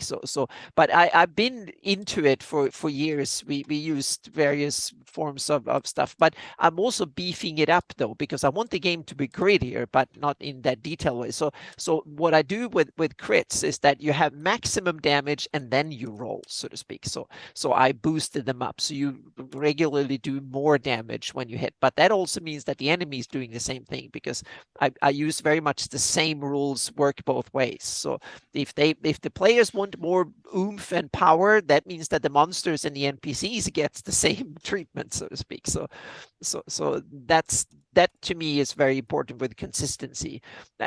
Role-playing games more these days seems to go away from the third edition was very much that the monsters were made using the same rules as the PCs were made, and nowadays that seems to disappear. Both Pathfinder 2 and 5e has kind Mhm. of loose monster creation rules that doesn't go the same. I want to tie it in so monsters can basically have the same catalog of abilities that the player characters can. They can cast the same type of magic. They can basically do the same things as character can.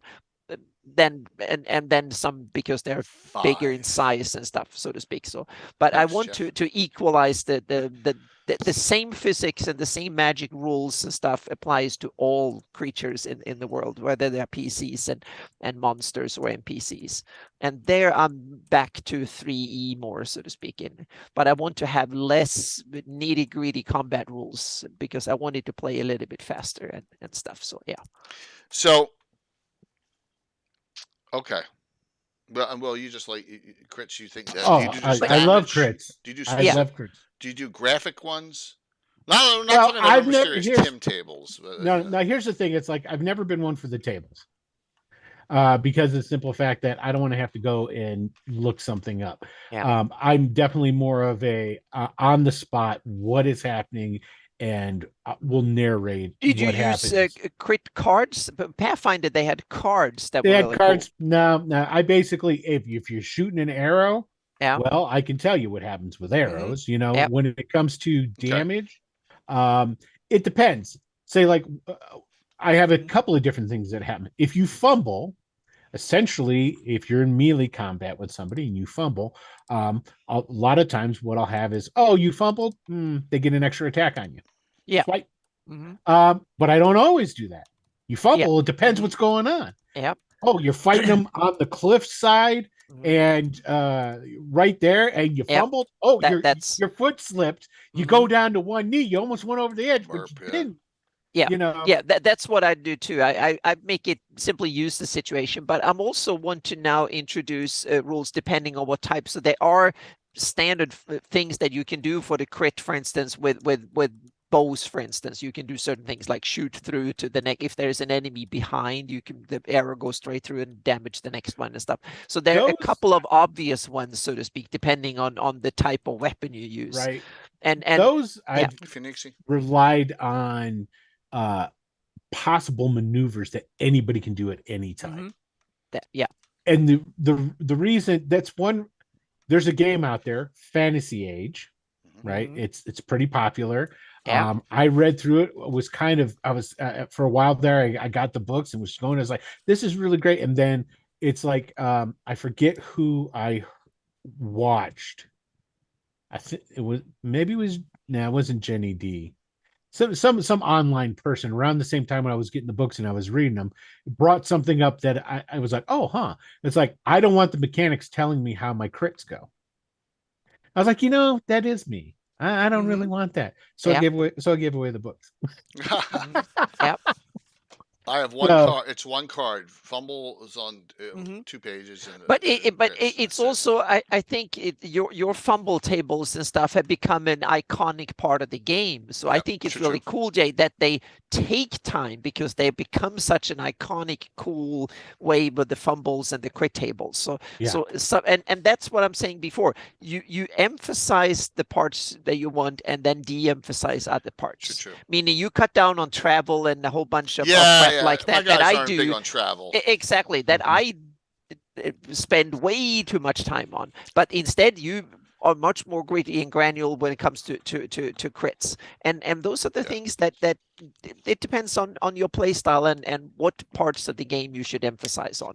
Sure. Great point, Anna. So I think it's something, and I think it's important that you as a DM with your players, you think about what aspects of the game do I want to emphasize on and which ones do I want to skip over, so you do it consciously, so you play to your strength. I think that's really important. So you think of how you want to play. It should not just be it should be a conscious thought in order to make your games better, both for you as a DM and for your players, so to speak. So think about what you want to do and then play to those strengths. I'm going to do a drastic thing now that I'm already starting to do, and that's remove classes. One of the staples of the games that I'm going to abandon in Patreon. Anna's Meyer Hall Council Patreon. They will be available for everybody soon, and I will change so this post and it's very general. It's just the goals of my house rules, so to speak. What I'm setting up. I only had the defense mechanic is one of the few ideas that I kind of write out in detail. The other things are basically the goals, and one of the goals is to keep the D&D feel. I want it to feel like D&D. So people who play D&D, I want hit points, armor class, and stuff like that. So I still want to have, it should be D&D, but house ruled D&D. But people who play D&D should feel at home. That's one of the goals, so to speak. And it also to be 5e compatible in some instances, not fully compatible, but I want things like monsters, I want items and spells and stuff. If I see a cool monster or a cool spell or something, I want to be able to bring that into my game without too much modification at all. And also, if I develop a monster for my game, I want to be able to just publish the stat block and it should be usable in 5e. Those are the things. But exactly how I run combat and stuff, that will change, like the defense roll and stuff. But that doesn't change the math of the game, and it doesn't change the stat blocks of the game or the power level of the game. So I want to keep 5e compatible on a lot of stuff that goes in and out of the game, but then how the game is played will be different in some areas. But the classes I want, I've talked about this several times before, so I'm not going to talk about it for 10 minutes, but the quick story is I think classes are awesome for beginners. It's a perfect way to quickly understand the game and to quickly realize, oh, I want to do this in the game, and then you get the rules for it and you get it. It's perfect entryway. So for the first whatever, and also depending on how you want to play the game, it might be the perfect vehicle in order to run the game and to play the game. But for me, it's not. I want the two things to guide the character development. What the player want to play, not when they start the campaign, but whenever during the evolution of the character, I want them to be able to take whatever turn they want to take. And also what happens in the campaign. Just because you play a wizard at level 1 at the first session doesn't mean that at session 22, you want to level up and learn 7 level spells. You might realize halfway through that I want to do stealthy things, or I want to learn to fight, whatever. And then you simply take a turn doing that without being too crippled by the rules, so to speak. So I want multi-classing not to be the variant. I want the multi-class to be the norm, that every character is multi-class. So I simply skip the classes and just pick the stuff you want to learn and then learn it, so to speak, as you go. But it's not skilled based. It's still, I use all the same features. I just, you simply pay XP and you make a learning roll in order to do it. So the XP you earn, that becomes the budget that you can improve your character with, so to speak. So that's the main thing that I'm going to change in the game. So it's a very much, it changes a lot of things, how your character advance your character, but it doesn't change much in the game as you play it, so to speak. Cool. So my recommendation for you, Anna, is have you ever read Barbarians of Lemuria? Nope. Oh, I highly recommend you read that. Okay. Yep. Mm-hmm. It is a rules light that will make you think differently about how you go about the game. Cool. And it is a sword and sorcery, Barbarians of Lemuria. It's based on the Lynn Parner stuff, but it is sword and sorcery. Yeah. And one thing that they have is essentially you pick 4 careers. You start off with 4 points. Put up to 3 in one career. Yeah. You have a 0. The more points you have in a career, the more time you spent in a career. So you're already, as you pick your careers, you're setting up your backstory. If I had a 0 in slave, that means I was a slave at one time, but I was only for a short period of time. But I have a 3 in sailor, means that I was a sailor for a long time. And then when you make rolls that are appropriate to your career, you add your career bonus to it, and it's just boom, there it is. That's an interesting. Yep. It's very simple rules, but they all make super good sense. That's cool. Yep. And if I wanted to go away from D&D compatibility, I would definitely want to. And down the line, I want to abandon it. But well, right you now, could even do it in a D&D sense, because basically, what's D&D? But it's a success number of rolling a D20 and hitting the difficulty number. Yeah. So if and I mean that's what the proficiency bonus is for fifth edition. Fifth edition's proficiency bonus is to show your improvement over time and how you've gotten much better at things. Yep. And that's what separates you between a first level character and so forth. So if basically you could have a simple number added to your D20 roll, and then the only thing that really matters is your difficulty. Yep. What's the numbers you're trying to hit, and what's the bonuses you have. So I mean, it's good stuff. It's good stuff. I recommend you, because you can get the rules for free. Oh, cool. Then I definitely look into that. That's great. And and this ties in, and another reason I want to go classless is that I want a lot of people, they look at there's two ways of looking at the rules versus setting. One is how do you approach the game? Is it a game you play the rules and then you use as a setting in order to something to use the rules onto, so to speak? Or do you play in a setting and you use certain rules to facilitate the play in the setting? For me, it's the latter. The setting goes first, much more important than the rules. I can tweak the rules, but I want the setting. For some people, it's D&D, and I play in Forgotten Realms, but it's D&D that is important. I want to have the cool spells. I want to have anything. And those are just two ways of looking at it. You can end up in the same spot, but I still think it's important which way you come in through it. Do you come in through it through the rules or through the lore and through the stuff? And for me, I want the rule system to be secondary and the setting primary. And so I want the rules to reflect more an in-game setting. And classes is not something I see that NPCs and characters have in-game. They don't go around talking to themselves, I'm a third level wizard, or I'm a so-and-so class. No, they have jobs, desires, and skills and titles and stuff. So I want the rule system to be more from an in-game perspective. And that's why I want to ditch classes as well. But that is simply the way I look at it. And I can definitely see, for most of my gaming career, this would not be unfeasible. I would never take this idea, but it's grown on me the last 10, 15 years, or almost 20 years. David, I've slowly grown into it. So it's a different way of doing it, but it's so, yeah. I find that it really comes down, like with most things, comes down to your players. Yeah. If you've got a group, and I go back to, there are some great freeform magic systems out there.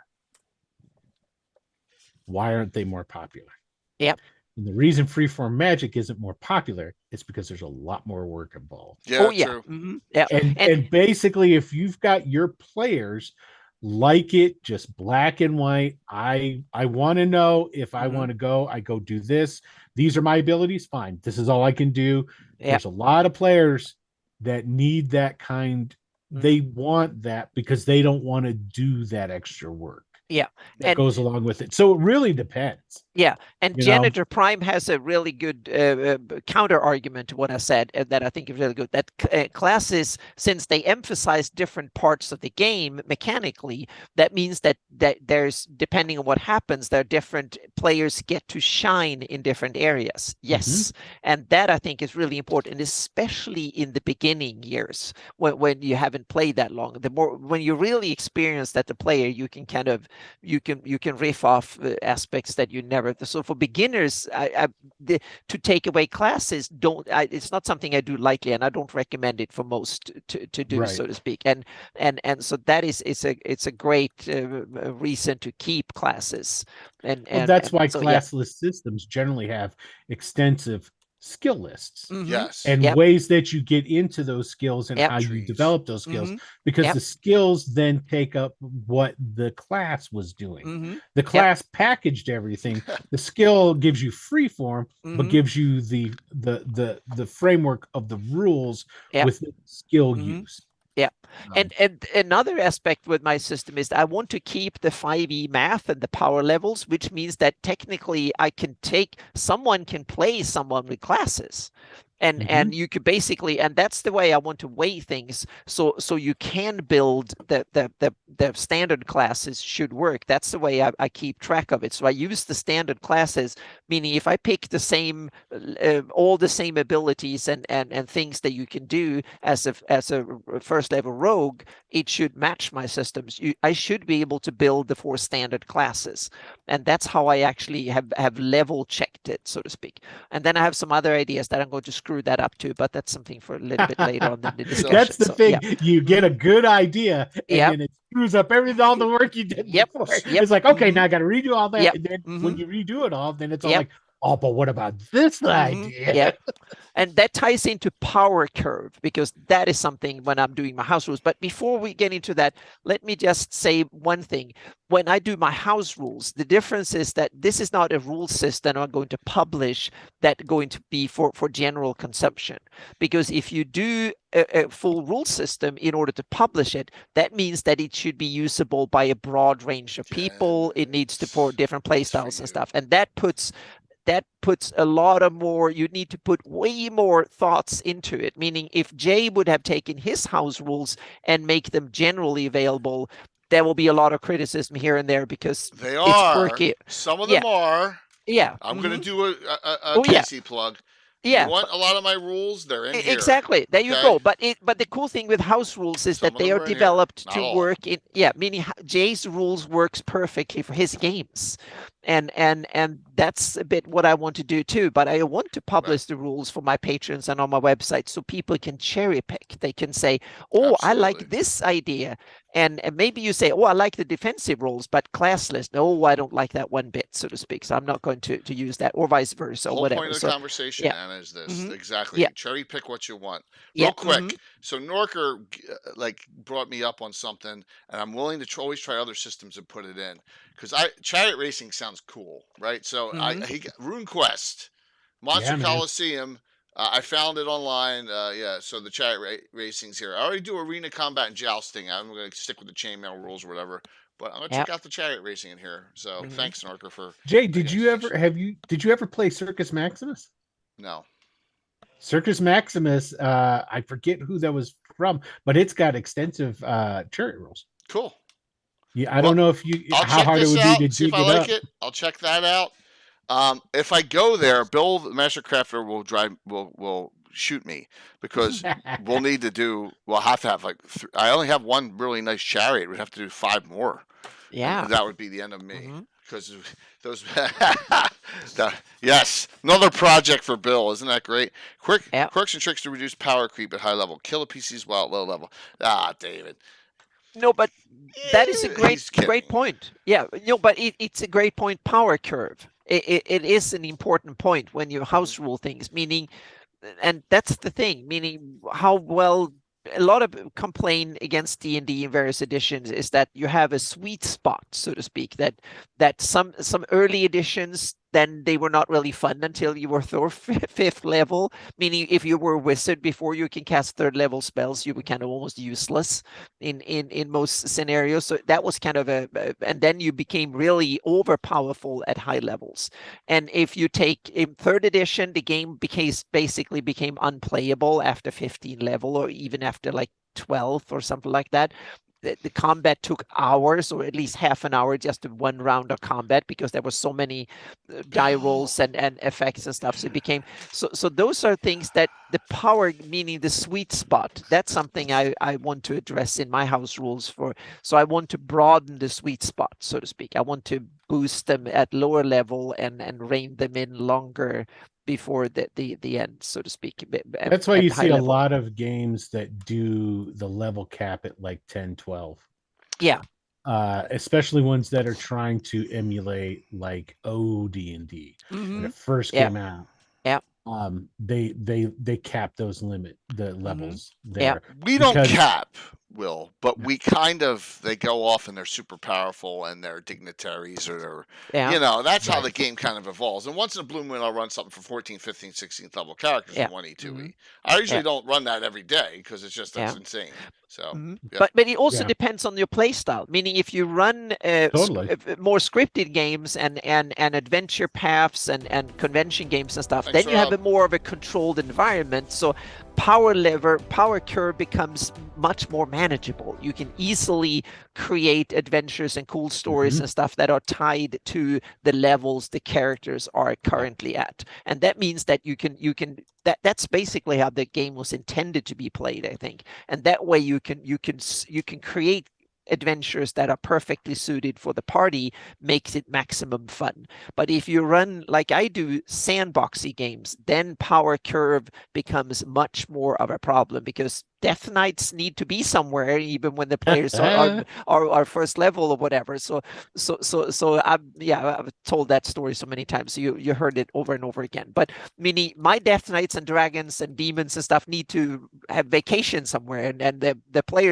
characters might stumble in there when they're too low or something, or vice versa. So that way I need to make sure that at least they have the chance to run away or something. So a little bit more the power equalizer. So I'm toying. This is just basic ideas. I need to play test them in more technical scenarios before I even run them in my campaign. I'm going to try, and in 5e you have the interesting the most critical stat. One of the most critical stats in 5e is the proficiency bonus. That is basically something you go from +2 to +6. So every 4 levels it goes up to. So at level 1 you get +2, and then at level 5 you get +3, and then every 4 levels it goes up 1 to +6 at what is it, like the 17th level. But what I wanted to do is that I introduce +1 as well. So instead of you going from 0 to 2, I introduce +1 at lower levels. So and by simply adding 4 levels of +1 and then a first one with 0, then I have 25 levels. And then you have 20 hit dice. So what I do is that I front load hit dice. So when you are level 1 in my, and this is my idea for house ruling, so to speak.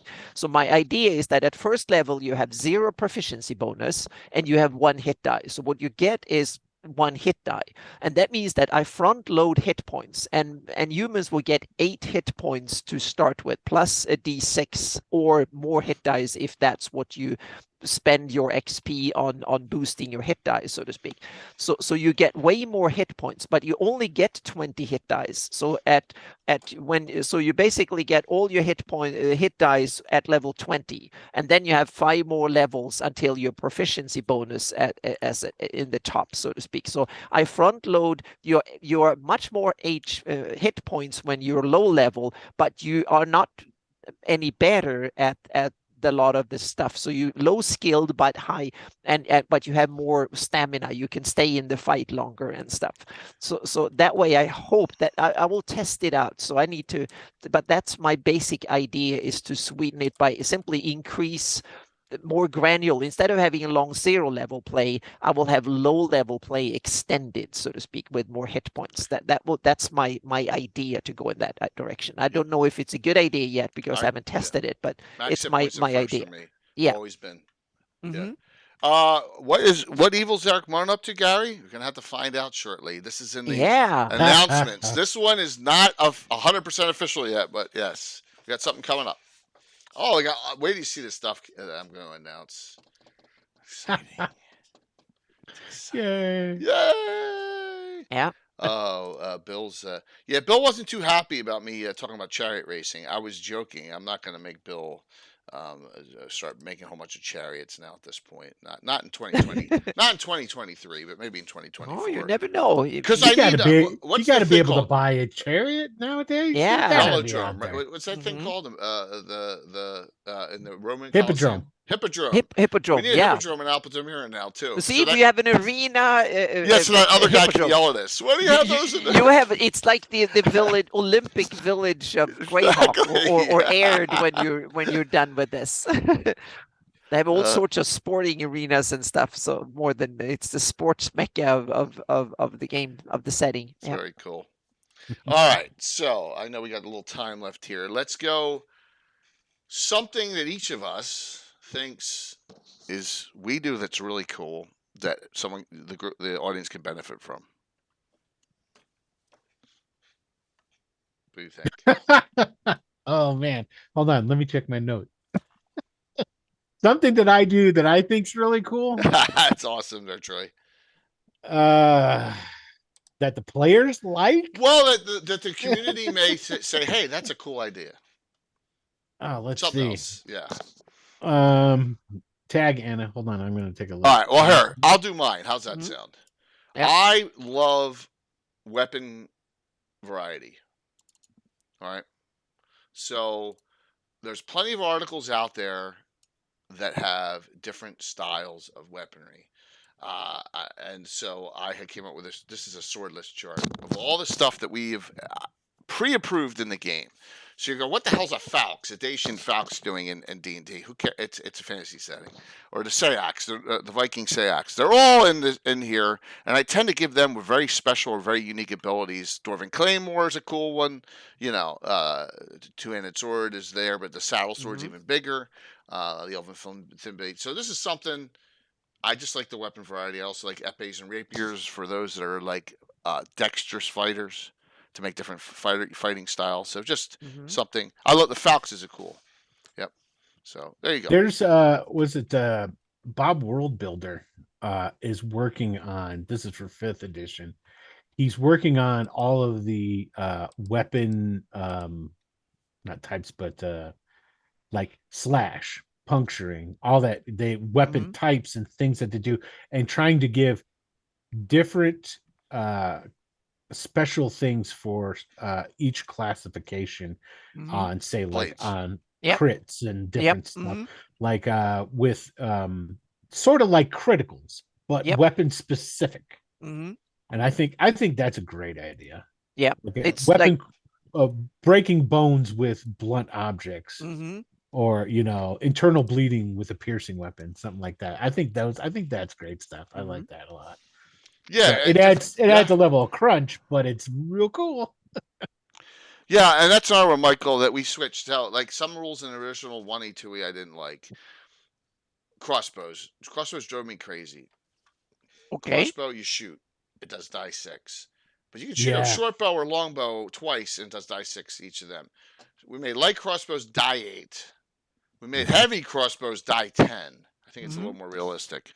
Thank you, Michael, for doing that, for that rule. Yep, that's another one I've had house rule. So a little. And I also think that thank you for bringing that up. Yeah, I think crossbows have two advantages. One, they are easy to aim and shoot. And bows are way more difficult to hit the target with. So in my sense, it should be way more difficult to learn to use a bow properly. And a crossbow is easier to hand, in that sense, to shoot and to hit something with. And a crossbow and a bow, they do, I think, roughly fairly similar damage. I don't think that crossbows are inherently more damaging than a bow. I think that depends on how many pounds and stuff like that. So I think you can, if you're really strong and a good bowman, you can squeeze out as much power as a. So the damage should be equal, but the way I want to rule it is that crossbows are easy to learn, bows are hard to learn, and bows are quick to fire, so to speak. That's the advantage with them. And crossbows take a long time; they're fiddly to reload. But on the other hand, they are very easy to achieve high accuracy because you aim and you shoot, so to speak. A bow is much more harder to aim, so you can play on those strength a bit. But you can also say that you can build strong, bigger crossbows that are huge, meaning you can even have that go up to siege weapons. So I can see that you can build heavier crossbows that are really strong, and you can also build one with double bows in them, so you can shoot 2 arrows at the same time and stuff. So you can play with some of these rules, and I think it's 5e especially has very little the weapons are kind of dull and boring and don't have that many rules. Pathfinder and Pathfinder 2 has more bells and whistles. And when I saw there was leaked, I forgot which, there was someone who leaked the rules for the upcoming 1D&D or 5e 5th edition or 6e or whatever it will be called, the new edition of D&D, that they are going to put in a mastery rule, and I think that's really cool. So you can get special, you can do special things with weapons if you have a master skill in using them, and that is a really cool rule that I think has good potential. So weapons have built-in things, so you can do cool stuff with weapons if you are master in using them.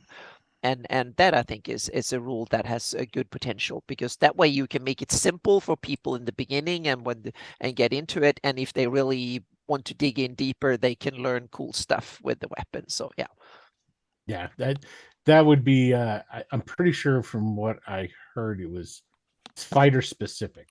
Okay, yeah. So but it's just like bringing yeah. how it used to be Yeah. with weapon I'm specialization. going to bio real quick if you guys can bring up yours. Yeah. I'm sorry. Yep. Yeah, But for me, in a class list, it would just be that if you invest skills, extra Right. skills in a weapon, then or a group of weapons, then you can use it. But and that will go in normal D&D. Of course, it will be tied in. So maybe only fighters can do it. Maybe fighters and rangers or paladins or something. So you can or certain archetypes or something like that can learn it. So yeah. Yeah. And as far as like crossbows, give a +1 to a crossbow. Yeah. +1 to hit. There you go. That's and that you can encompass its easy use. Yeah. And because then you would have the delay and the loading part of it, which would make up then for somebody who wants to use a bow. Yeah, and so start thinking about stuff like Norkham. That's I've played Rollmaster a few times, and it's cool. It's a little bit too table rich for me, and percentile, and I like the D20. I like the swinginess of the D20, and thanks to D&D, I like the D20 and roll high. So I want to keep that feel, so to speak, and I want to have the same, and I want people who play D&D to be able to take a character that I pre-gen that I will give them, and they will feel right at home, so to speak. So that I want to keep that feel, the same spells. They should have stuff. I want to add stuff to the magic systems. So there are aspects of spell casting that comes in, but that is something I don't want to burden the players with unless you don't want to. So I have strains of magic. I have where the magic comes from and stuff like that. And magic have taints and stuff. But you can be a wizard and a player and just cast spells and don't care about that part, so to speak. So I want to put rules for me in world building, like how do gods get their power and how can they influence the world and stuff. I want to have world building guidelines and rules for me, how my version of Greyhawk functions, so to speak.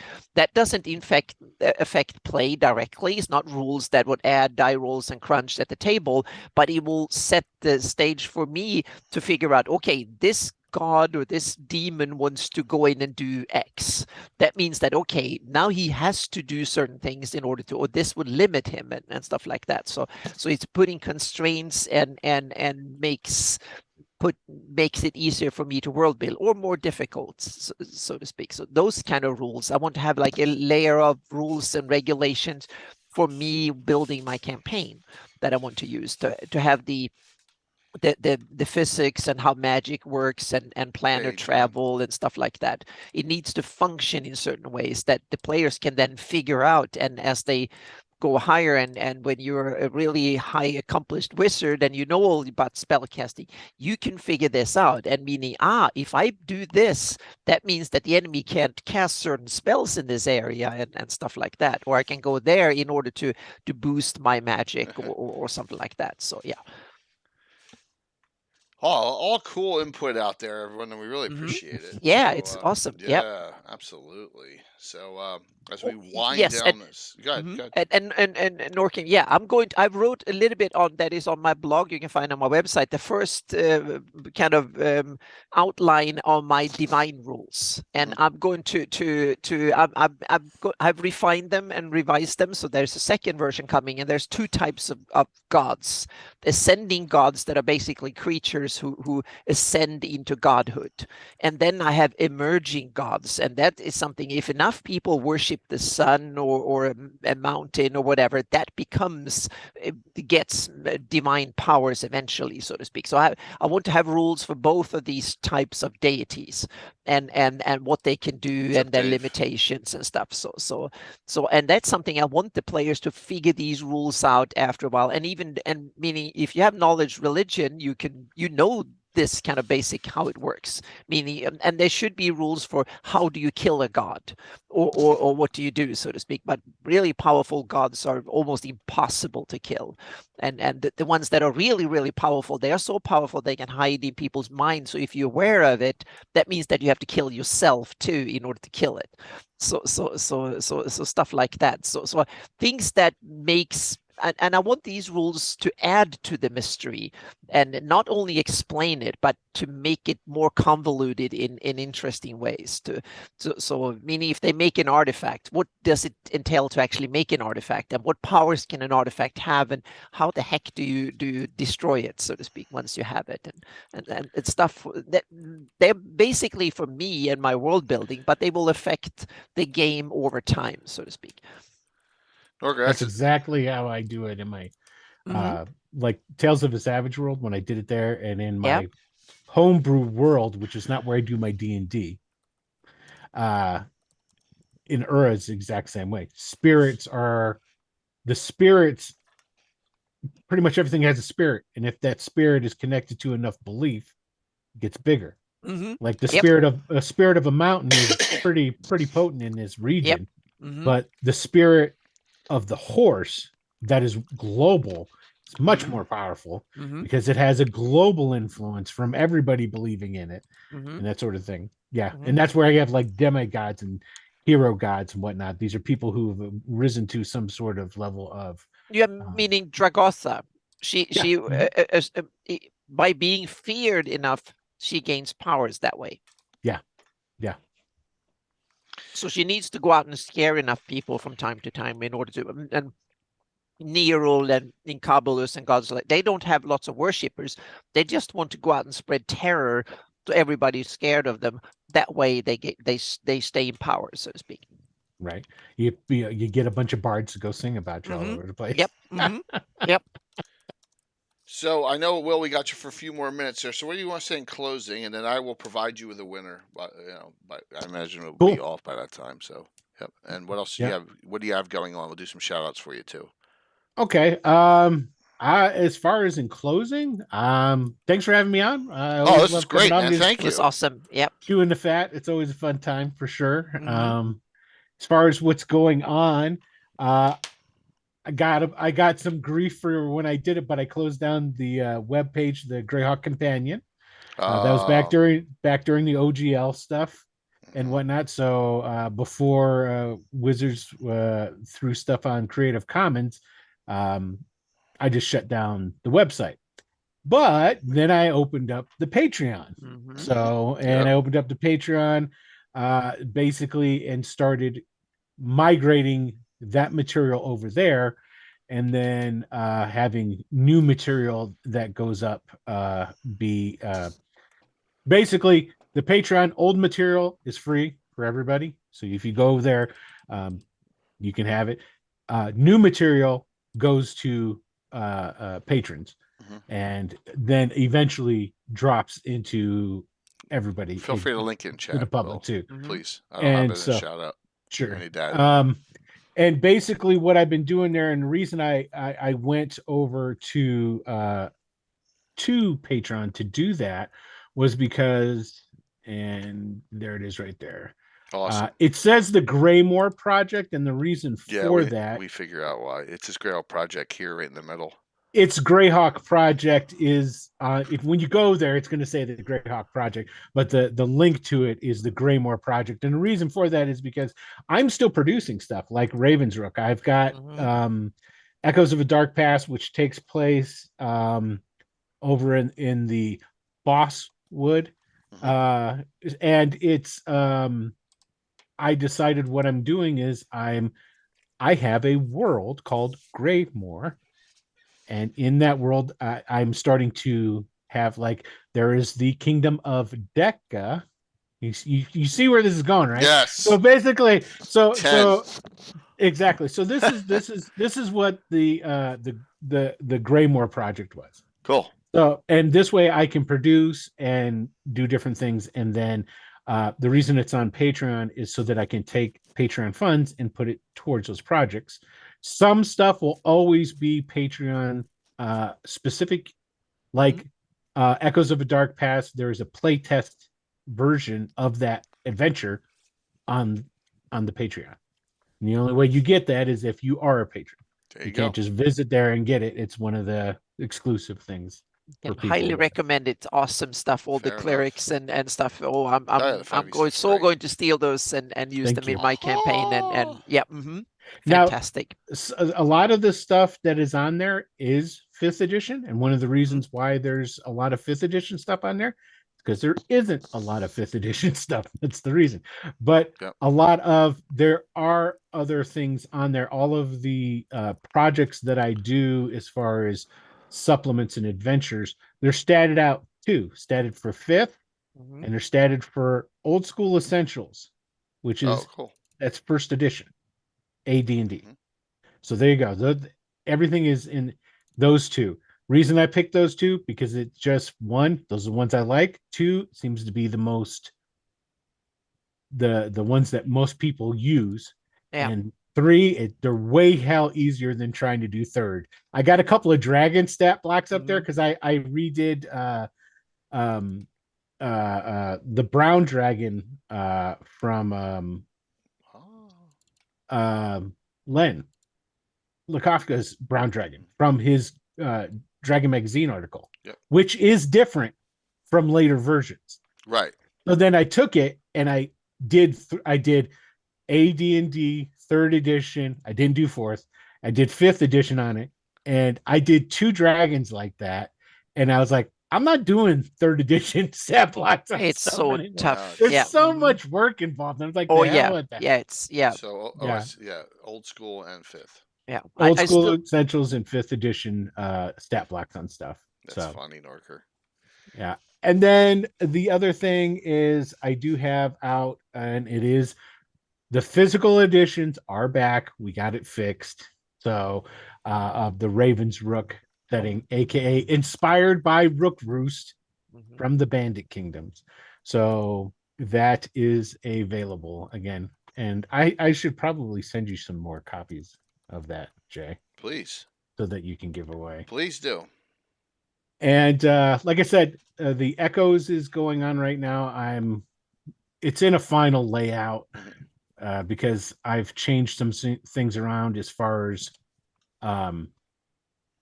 who I work with to get stuff done to try and make sure that things get work done faster. That's all. Sit tight. We are giving away, along with, we'll have 2 giveaways tonight. We'll have the classic D&D reprints like we normally do, and Will's going to give away another PDF, and I'll need your email address, correct? Best way is email? Okay. Yeah, give me an email, and essentially what happens is you will get a coupon sent to you through Drive-Thru RPG. If you have a Drive-Thru RPG account already, send me that email connected to it. If you do not, doesn't matter. It creates one when I send you the coupon. There you go. So there you go. Awesome. And that's about it. I don't think I have anything else really going on. Except getting ready to try and get back into DMing. So very, very cool. And I know you got a game, so bolt whenever you need to. And that's thank you so very much, Will, for coming tonight. This is a great discussion. Yeah, thank you. It was awesome. Having a blast. Excellent. Well, with that, I think I'm going to go ahead and I'm going to tap out. Yeah. Enjoy your game tonight. Have a great one. Yeah, well, thank you. Everybody have a good night. See you. Bye. Thanks, Shattered Saint. All righty. So it's Anna and me left here. Hope you enjoyed the discussion tonight. We wanted to go a little off beat here, and let's see what's going on now. What Anna has going on, and what I got going on. So, Anna, what do you need to shout out here tonight? I'm working on GIS, so a lot of the groundwork is being set. I'm actually mapping the planet in GIS in not in detail, but in overview. So I'm putting the continents and stuff. So I've now placed the Flanies, so I know where it is on the globe, so to speak. So, and I Nice. posted on the top of the Flanies Geographical Society just a screenshot of what it looked like from I the saw pole, so that. to Thanks speak. for So bringing yeah, that up. so it's so so that is a big part of it now, is to basically convert the existing map of Flanies and Hepbonaland to GIS standards, and that will probably take another year or so to get all that work done. So that has started, and it's well underway. There it is. And so yeah, so that is a part of it. I'm also starting to tweet. Yeah, there you have the little, yeah, this screenshot of that's just laid out the map, and then the overview. So it's the the next coming, that will be I'm a map janitor prime. It's my job to do stuff like this. I that's do his fantasy Anna. maps for a living. So go to annabmeyer.com or my Patreon at patreon.com/Anna B. Meyer, So here's and you can Anna's. find. So yeah, Yeah. so you can. Here's my Yep. map for Anna's So it's not campaign cartographer. That's QGIS, and I use Yeah. Photoshop, Illustrator, and a whole bunch of other Here we go. tools and stuff. So yeah. So it's my day job to do fantasy maps and stuff. This So is my yeah. Greyhawk map. Their janitor. Here's my free Yep. city of Altamira. Yep. This So is where so we, I yeah, create. that's where we So this is the ventured map last I night. want to, yeah, to do to convert this into GIS standards. So that Greyhawk. is now going on.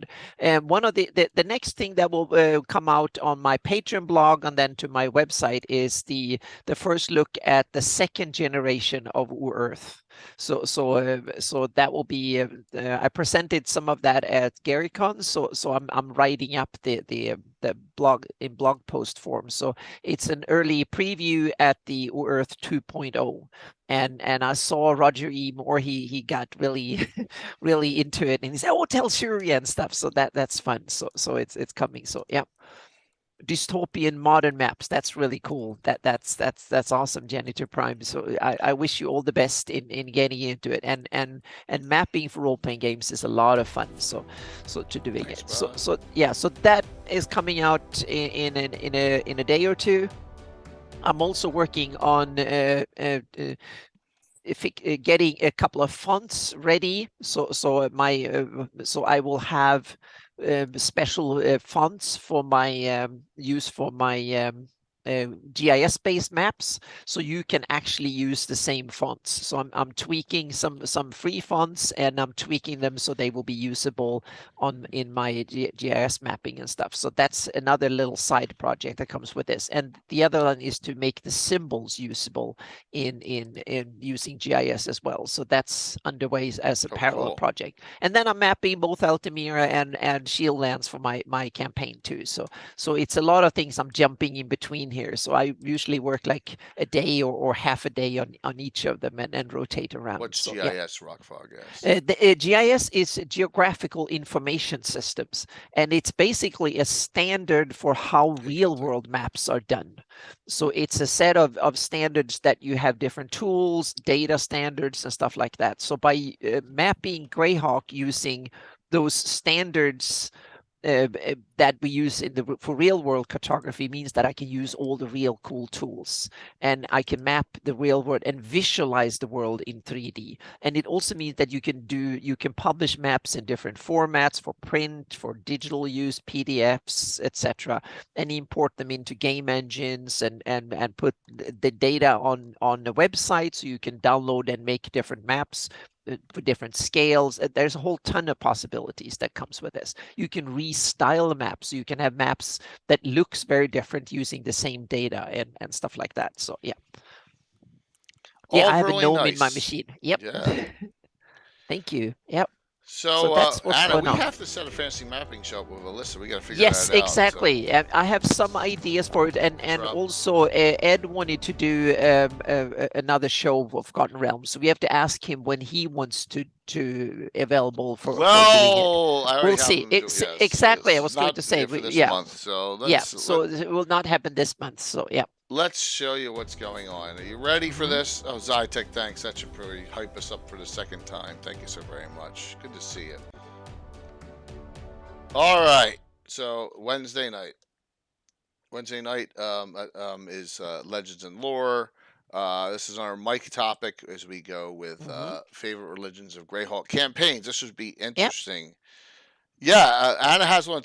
It's Anna B. Meyer. Anna underscore B underscore Meyer. Yeah, and Anna Yep. will I stream on Friday usually on nights. Friday nights, but we will try and do an extra stream. So we'll try and do an earlier one during the week sometimes too. So we see if we can up our Cool. game to 2 mapping streams per Nice. week, so to speak. So yep.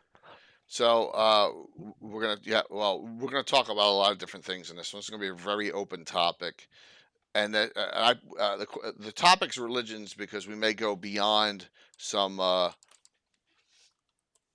we may go beyond some things that are Greyhawk based, and I'll get in trouble for Mm-hmm. this. I use some Forgotten Realms deities, I use some deities, demigods Mm-hmm. deities, but I think that open discussion is always a good thing. That's Wednesday. Yeah, Thursday. Yeah, go ahead. dive deep into especially the flan and Mhm. some parts of common religion too. So we will definitely go off the beaten track a little bit in that discussion. Yeah, and there's nothing wrong with that. Thursday night. Yep. I'm not sure what the adventure is. It's going to be low level Norwell Hunters Initiate second, third level, number 996, and you'll see Ooh, why getting I'm close. Yeah, we're Yep. getting close. Mm-hmm. We're getting close. Yeah, no worries there, Tim.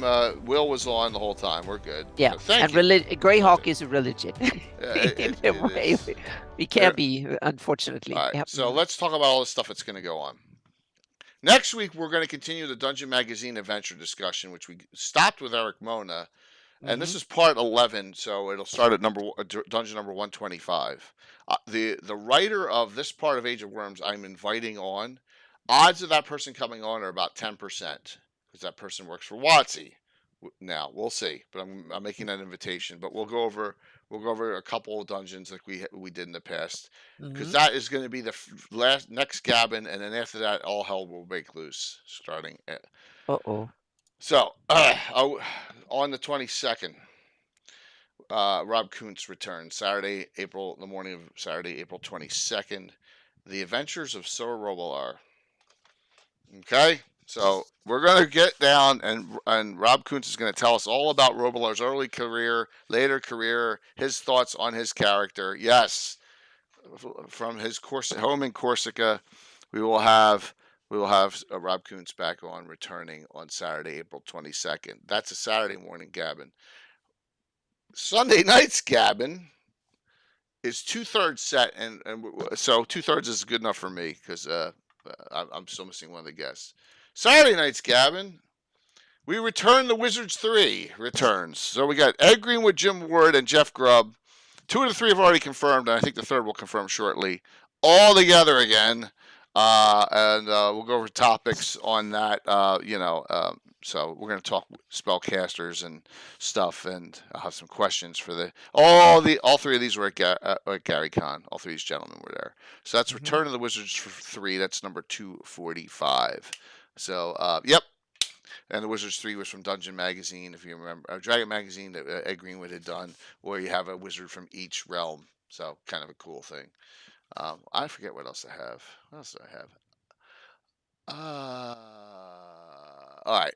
So, Saturday, June 3rd, 9 a.m., our 1,000th adventure of our campaign. I'm not telling you what it is yet. It's on my Wall of Fame. We're going to start at 9 o'clock in the morning, my guys, and we're just going to sit around the table and we're going to play until we're done. Whatever time that is, it's probably dinner time. Who knows? Tim, you still have to confirm. You're the only one that hasn't confirmed. Everyone else is in.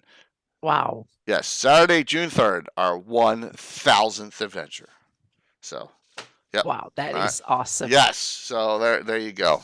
And we estimate 3,350 sessions. There you go. So the mega stream of the year. Mega stream of the year. We're just going to sit down and we're just going to play. We're just going to play just on the table. Bill's already prepped up a lot of the stuff I've asked for. It's a classic adventure on the Wall of Fame. Right. What else is going on? I am working on right now. Yeah, it could be like no Child's Play. It's not on my Wall of Fame marker. That's funny. I'm working on a Savage Tide discussion with James Jacobs and a couple of the authors of Savage Tide Adventures. Hasn't come together yet, but that I'm hoping that'll be sometime in April as well. So, and I'm not sure if it's a Gabbin or I know you're kidding. It's either a Gabbin or a Legends and Lore, but we will Mm-hmm. have that because we've never really discussed in depth Savage Tide. So yeah, that'll be one coming up. Hopefully, but I don't have a specific date for that yet. Also, look for Diesel to come on, the artist. So we'll have him on Oh, soon too. yes, that will be Yes. fun. Also, look, Curtis was worked on it. I'm hoping Doug Niles comes on. I'm working on that too. So, how's that? Is that enough? For now, that's April. So, and then we'll go from there. Wow. Note that Well, in May, I will start reaching out to people about virtual Greyhawk Con, starting to get the streaming group together because the signups for that start at the end of June. All right, so yep. Who missed the name? James Jacobs and crew from the Savage Tide, which is the third adventure path that Paislehawk era did, which was very successful. And that's the one Eric said Gary has to be part of because there's a lot of Isle of Dread in that. So, yep. Well, that will be that one. So that's what's going on. Last call for signups. Okay. Thank you for the multiple hype trains tonight. Thank you for the unbelievable support last night. I mean, if you look at some of the cheer numbers last night, and a lot of them were anti-hero points. That IP or XO, he gave me 20,000 just to the DM, and Troy gave me a whole bunch. It was crazy. It was a crazy, crazy thing. So yeah, nuts. All right. Thank you. Thank you very much for that. Last call as we're going to close this out. You're going to get your choice. The first person can decide if they want to get, and if you don't have it, I always give out Treasures of Greyhawk and then something else, or the William Henry Dvorak Raven's Rook. It's a PDF. All right, this is my copy. All right. And I'll need your email address, especially if it's the one linked to Drive Through RPG. Okay? Several people were in double digits. Everyone was in double digits. I had 4 special hero points. Oh my god, it was insane last night. It was nuts. So the DFCC is your revenge. Yes. My gosh, is that name sticks? Crazy times. All right, here we go. I'm going to close this out, and we're going to see who wins tonight. Thank you, Tempest. I'm going to get you in a game, probably with the new recruits, which are a little less level with that group, but that's Mike Disney's got a character in that, so we'll make sure we get you in that game. That's what I'm shooting for. Just got to get the schedule out. I'm waiting for Nerdy Guide to D&D to give me the date that they're going to play. All right, here we go. First winner, Scottish Jeff. There you go, Jeff. What do you want, man? You tell me. You got treasures, but don't. All right. So, do you have Lens Deep Dwarven Delve? Do you have L3? Let me know if you have L3. That's a great one. I also have a Shokanth here, too. All right, there you go. Len Lakofka's Deep Dwarven Delve. And then I'll throw in, do you have I-11 Needle or AC-1 the Shady Dragon Inn? They're both pretty cool. You tell me which one of those two you don't have. AC-1 the Shady Dragon Inn or Needle, and I'll throw that in. All right, let's see who wins. All right, I'm going to give you Shady Dragon Inn because I think that's a good reference one. And then lastly, we go to the winner of the PDF. All right. Let's see who wins this PDF tonight. Brungale. As long as Brungale's on the claim, he's got it. And Brungale, I'll need your email address that I can give it to William Henry Dvorak so he can send out. I don't see Brungale on. Uh-oh. I don't see Brungale on. I'll give him 30 seconds. There you are. All right, Brungale. Awesome. Whisper me your email address that I will send to William Henry Dvorak, and he'll connect you up so you'll be able to get the free download on Drive Through RPG. All right? And I will be sending out the stuff from winners from last night tomorrow morning as it's back to a work week. Oh, thank you. Thank you all. Let's raid in the Darling, okay? And by the way, if you haven't seen any of the games of Darling playing in it with Phil Mafani, it's freaking hysterical. I mean, it's a little raunchy. It's not for kids, okay? But last night it was insane.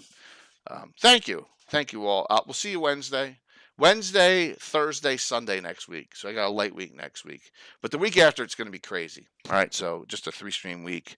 And we will see you all very soon. Anna, thanks a lot. Will, thanks for a thank great you. stream. Yeah, thank you, everyone. But yeah, PG's not one of them. I agree 100%. See you all. See you all Wednesday. Have a great week, and I hope you enjoyed your holiday. Now Jay's gonna hit the wrong button. All right, let's raid into Darling with over 100. How's that sound? We got 117 on now. I think we're gonna get it. But let's rock it. Let's rock this raid in. Love to see that. Woo. 90, 97. Yes! 100. 102. Wow. 5, 4, 3, 2, 1. Thank you. See you Wednesday. Wow. That's awesome. Yep.